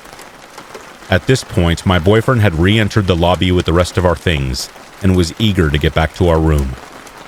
I went with him, but not before asking the manager what we should do. She could not give me an answer, but promised that she would do a welfare check on the room. I was in no way comforted by this, and when we got back to our respective room, I began to cry with overwhelming dread. That child could just be throwing a tantrum, of course. But what if it was much worse than that? What if the child was actually being hurt, and I wasn't doing anything to help them? My boyfriend saw that this was bothering me and suggested that we go ahead and call the police if it would make me feel better. I was torn. I wanted to, but I didn't know if I had the right to do that, as I was not on my own property. Leave it to me, the resident overthinker, to think of hotel policies at a time like that. As I was debating with myself, we suddenly heard sirens coming down the road, and they seemed to stop right in front of the hotel. We waited for a time, thinking that they had just passed the hotel, before my boyfriend went to the lobby to ask about calling the police. While he was gone, I rang my mom and told her what was going on. I didn't want to be alone, and I knew that she would calm me down. After a few minutes of talking with her, my boyfriend came back to the room, an astonished look on his face. I put the phone down, but kept the call going so my mom could hear what was going on. He explained that as soon as he asked the front desk manager about calling the police, she informed him that the cops had indeed stopped at the hotel concerning the very same room. I reckoned that my concern led her to call the police herself. They went to the room and knocked on the door, announcing themselves and requesting to be let in. That's when the mother of the two children, yes, there was another child mixed up in this mess, an infant, to top it all off, tried to make a break for it and evade capture, completely abandoning the kids. They immediately caught and arrested her along with her partner. They also took the children somewhere safe and out of harm's way. How all of this happened without us hearing a peep, I will never know. All I knew in that moment was sweet relief knowing that the children were safe. It turns out that the town we were in was inundated with child trafficking cases at the time, unbeknownst to us. We were just there for a Comic-Con. Who would have guessed we would also influence a trafficking bust as well?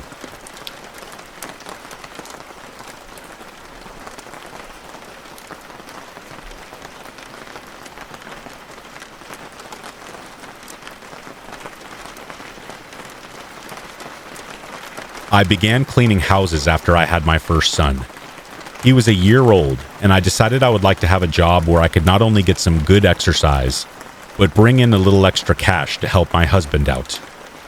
My first job I got was for a family not too far from my house. They had 2 younger daughters, aged 4 and 7, and they kept a pretty clean home.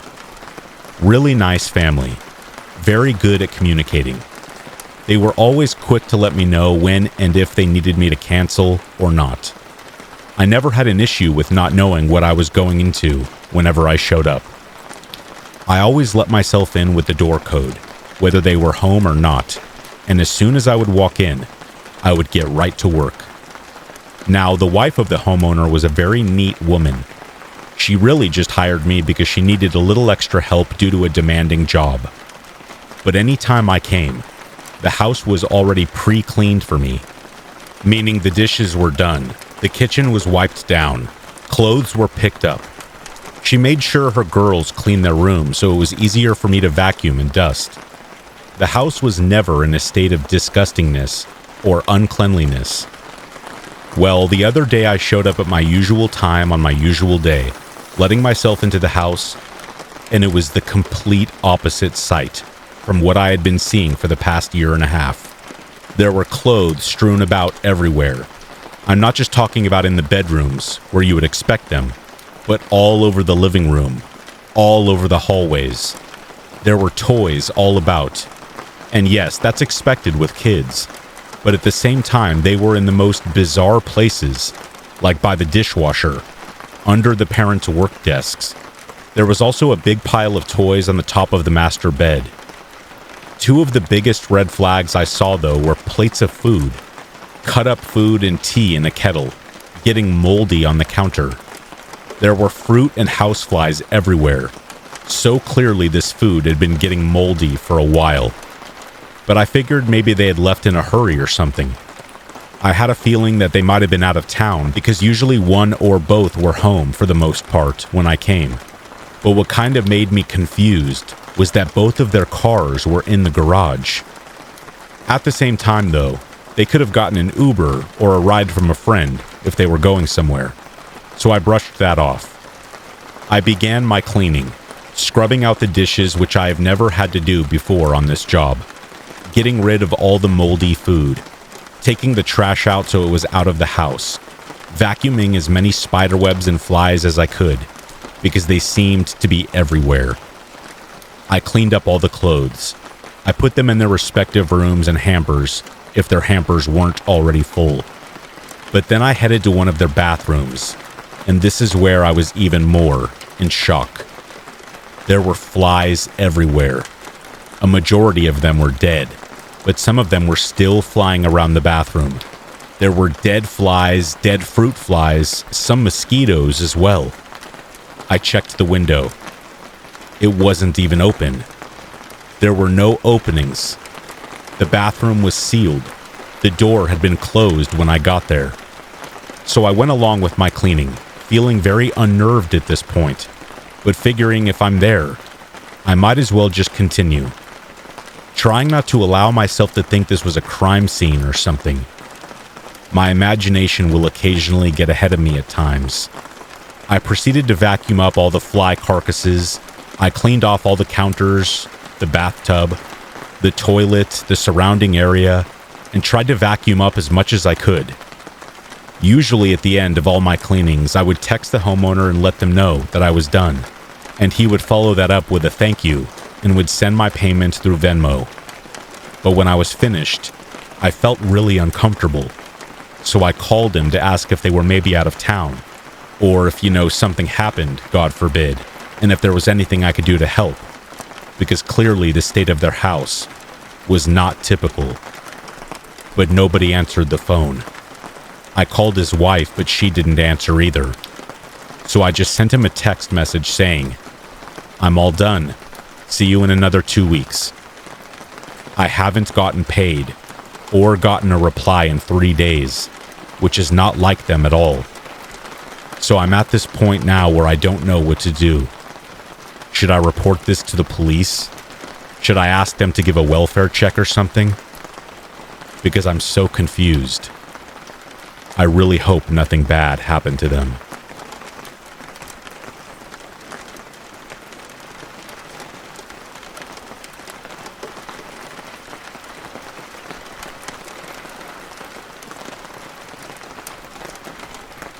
In America, every 40 seconds, a child goes missing or has been abducted.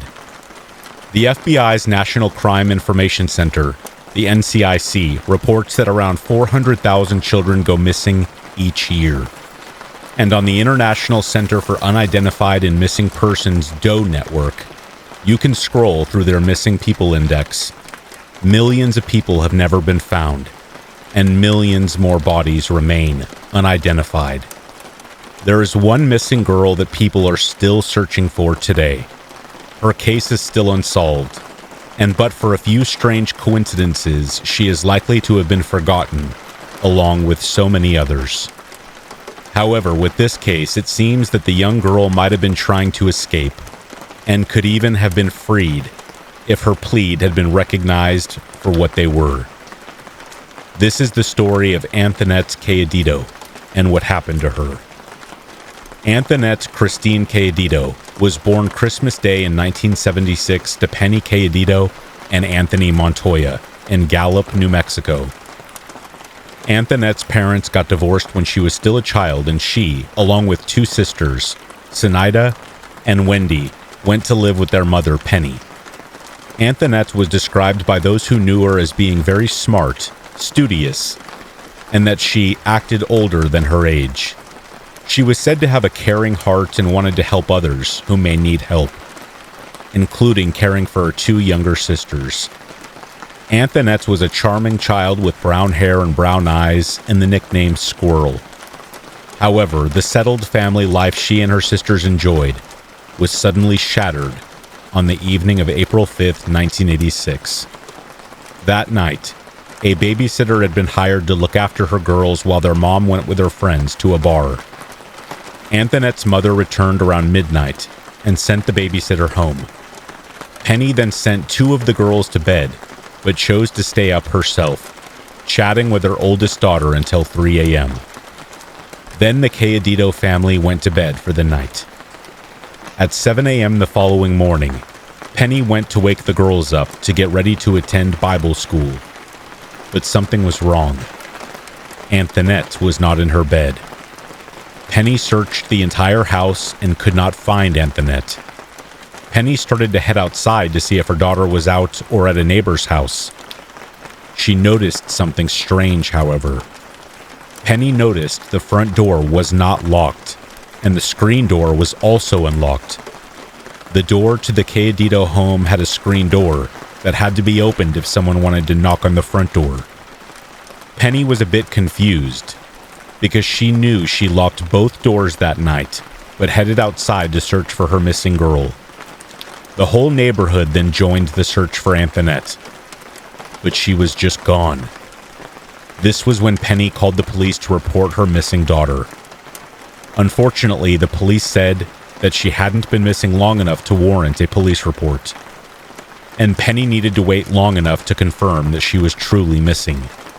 Sinaida mentioned that someone knocked on their door, and Antoinette had gone to see who it was. That was the last she knew of Antoinette's whereabouts. The police considered the case an abduction and called the FBI to help them search.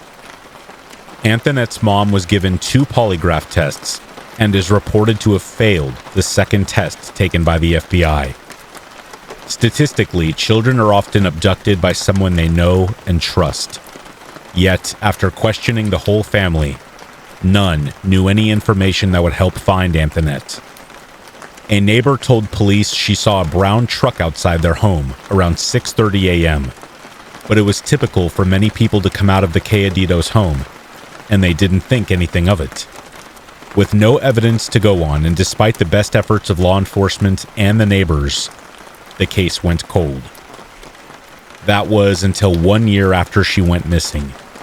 A call came through to 911. The 911 operator heard a young girl's voice on the phone, which said, "I am Antoinette Cayedito, and I'm in Albuquerque." The 911 operator asked where she was in Albuquerque, but the voice never got to answer. A man was heard in the background asking, "Who said you could use the phone?" And terrified screaming was heard before the line abruptly disconnected. The 40-second long call was too short for police to trace it, but Penny insisted it was her daughter's voice because she said she could recognize the screams and how she pronounced her last name. However, the girl on the phone said she was in Albuquerque, but she couldn't have been. If she had dialed 911 in Albuquerque, she would have been connected to the 911 operator in Albuquerque, not the operator in Gallup. Was it a hoax? Or was it a clue? Did Antoinette believe she was in Albuquerque when in reality, she had been nearby this whole time? Again, the case went cold until 1991, 6 years after Antoinette had gone missing. Then, in Carson City, Nevada, an unkempt couple and a teenage girl stopped to eat at a restaurant. The waitress said that the girl kept pushing her fork off the table when the waitress was near and would squeeze the waitress's hand every time she put the fork back. The waitress found a napkin under the girl's plate with "Help me" and "Call police" written on it. But by the time the napkin was found, the girl was gone. When the waitress was questioned, she noted that the girl resembled Antoinette. Could this be the second time Antoinette had tried to escape her captors? Terrifyingly, they would have held her against her will for years by this point, and after this last contact, she was never heard from again. However, the clues were mounting. 5 years after Antoinette went missing, her sister Wendy said she knew something about the night her sister was taken. Wendy, now 10 years old, told police there was a knock on the door, and Antoinette, followed by Wendy, went to the door to see who was there. Wendy said that Antoinette asked, "Who's there?" and that she heard someone outside say, "Uncle Joe." She saw Antoinette open the door only to be snatched by 2 men. She told police that Antoinette was carried into a brown van with the girl kicking and screaming. It had been a brown van that the neighbor had seen outside the house on the night of the kidnapping. When asked why she went back to bed after that and did not tell the police at the beginning, Wendy told the officers that she was scared and that she would get in trouble if she said anything. Wendy thought that the police or her mom would not believe her because she was a little kid. The girls did have an uncle named Joe who was questioned, but he had an alibi and a witness who was with him the whole night. It was certain that he did not take Antoinette. Antoinette wouldn't have opened the door or answered unless it was someone she knew or thought she knew. The abductors may have known enough about the family to know that there was a real Uncle Joe. Aside from the 2 strange attempts to make contact, there was nothing to go on. In the years since Antoinette's disappearance, however, there have been many theories as to what happened to her. One such theory is that a member of her own family abducted Antoinette.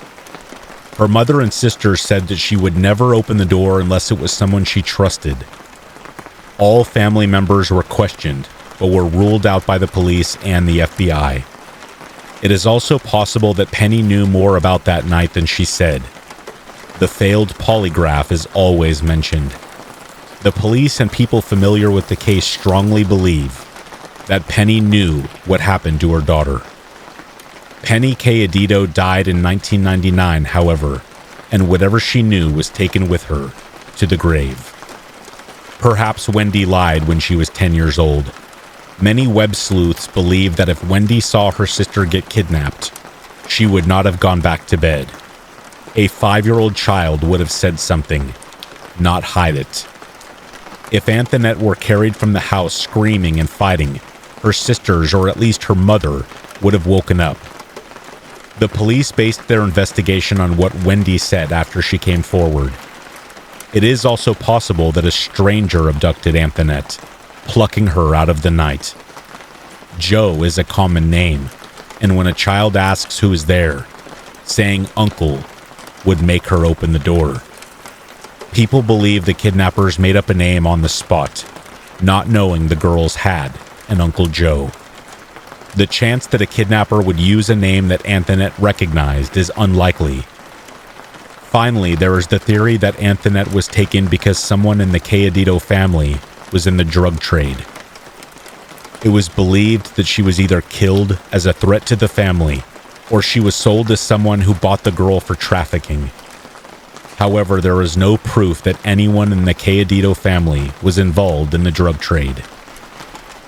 Antoinette's story is known by millions thanks to her story being featured in an episode of the show Unsolved Mysteries in 1992. The FBI has, however, closed her case because she was likely dead. The Gallup Police Department has left the case open and active, but investigators must be left to rue what could have happened if those two strange attempts to contact authorities had been acted upon.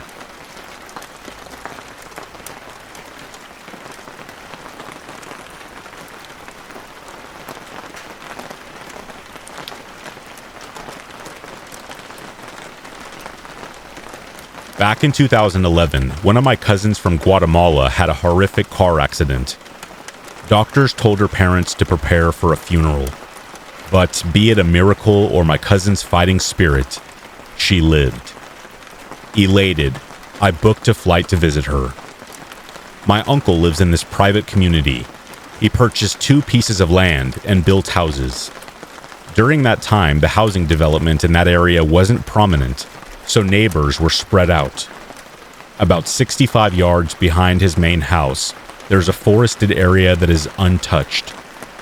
One evening, my family and I were jumping from topic to topic, having a great time now that my cousin was back home. I'm not sure who brought it up, but we started discussing about the paranormal. During that time, I was always skeptical about ghosts, spirits, etc. Meanwhile, my family was the opposite. They started to talk about their experiences throughout the years. More recently, they believed they were seeing my grandpa, who had passed away. They would see shadows peeking around corners. One day, my uncle looked towards the staircase and saw a shadow outlining what looked to be a man with a hat. My grandfather always wore his hats, even if he was at home. One of the nights I slept in my cousin's room, I heard what sounded like a dog walking around the room. I brought it up in the morning, and apparently that's something that has happened to my cousin as well. My uncle's other house was also pretty active with unexplained things. For example, his back door was banging so aggressively, it broke the glass.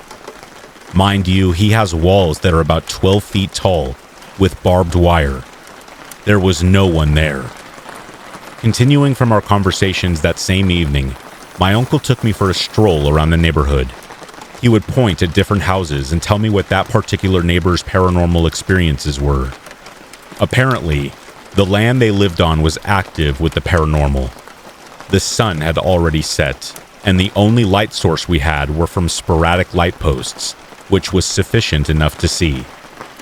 As we're nearing back to his main house, something caught my attention. About 55 yards behind his house is another neighbor. They had 2 dogs that were barking from the rooftop. And yes, you heard that right. It's common in Guatemala to have dogs on their flat rooftops. Anyway, there was someone or something in front of their house next to a light post. Normally, it wouldn't be a big deal. Dogs barking at someone or noise. It's in their nature. But there was something off. At first glance, I thought it was possibly an older lady because it seemed like her back was rounded and she was wearing what looked almost like a cloak. It's uncommon to see an older woman by herself in the evenings, so I pointed it out to my uncle. He glanced over and instantly got goosebumps and told me, "That's not a person.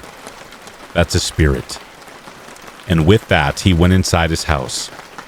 Curious and still being a skeptic, I lingered outside studying this person, or thing, or whatever it was. Even though it was right next to the light post, I could not make out any details. It was just this bulky black entity. Then it started to move very slightly to its left. It wasn't one swift motion, almost like gliding. Then it started to turn almost translucent. I rubbed my eyes thinking maybe I stared for too long and was causing irritation. I focused my gaze back at this thing, and it was still translucent. It started moving again in that slow, gliding rhythm. Suddenly, this thing turned back into a solid black shape and took quick, long, abnormal strides towards the forest. With that, I immediately went inside the house and told my family what I had seen. I've always been more logical and analytical to anything considered paranormal. I guess it's an easier approach, as accepting something that can't be explained is terrifying to me. But I just can't say exactly what this was, because I've never seen anything like it. I have heard many stories about skinwalkers and kind of juggled with that idea. The weird thing is that I almost feel attached to whatever I saw. I don't want to sound crazy, but it's like I can always feel it at a distance. It's strange to describe, but it feels like its energy still lingers around me. I have had many more strange encounters that probably deserve their own separate stories. This is the first time I have posted a story anywhere. Finally, after more than a decade later, I'm open to getting input on what I saw that evening, to hopefully put my mind at ease.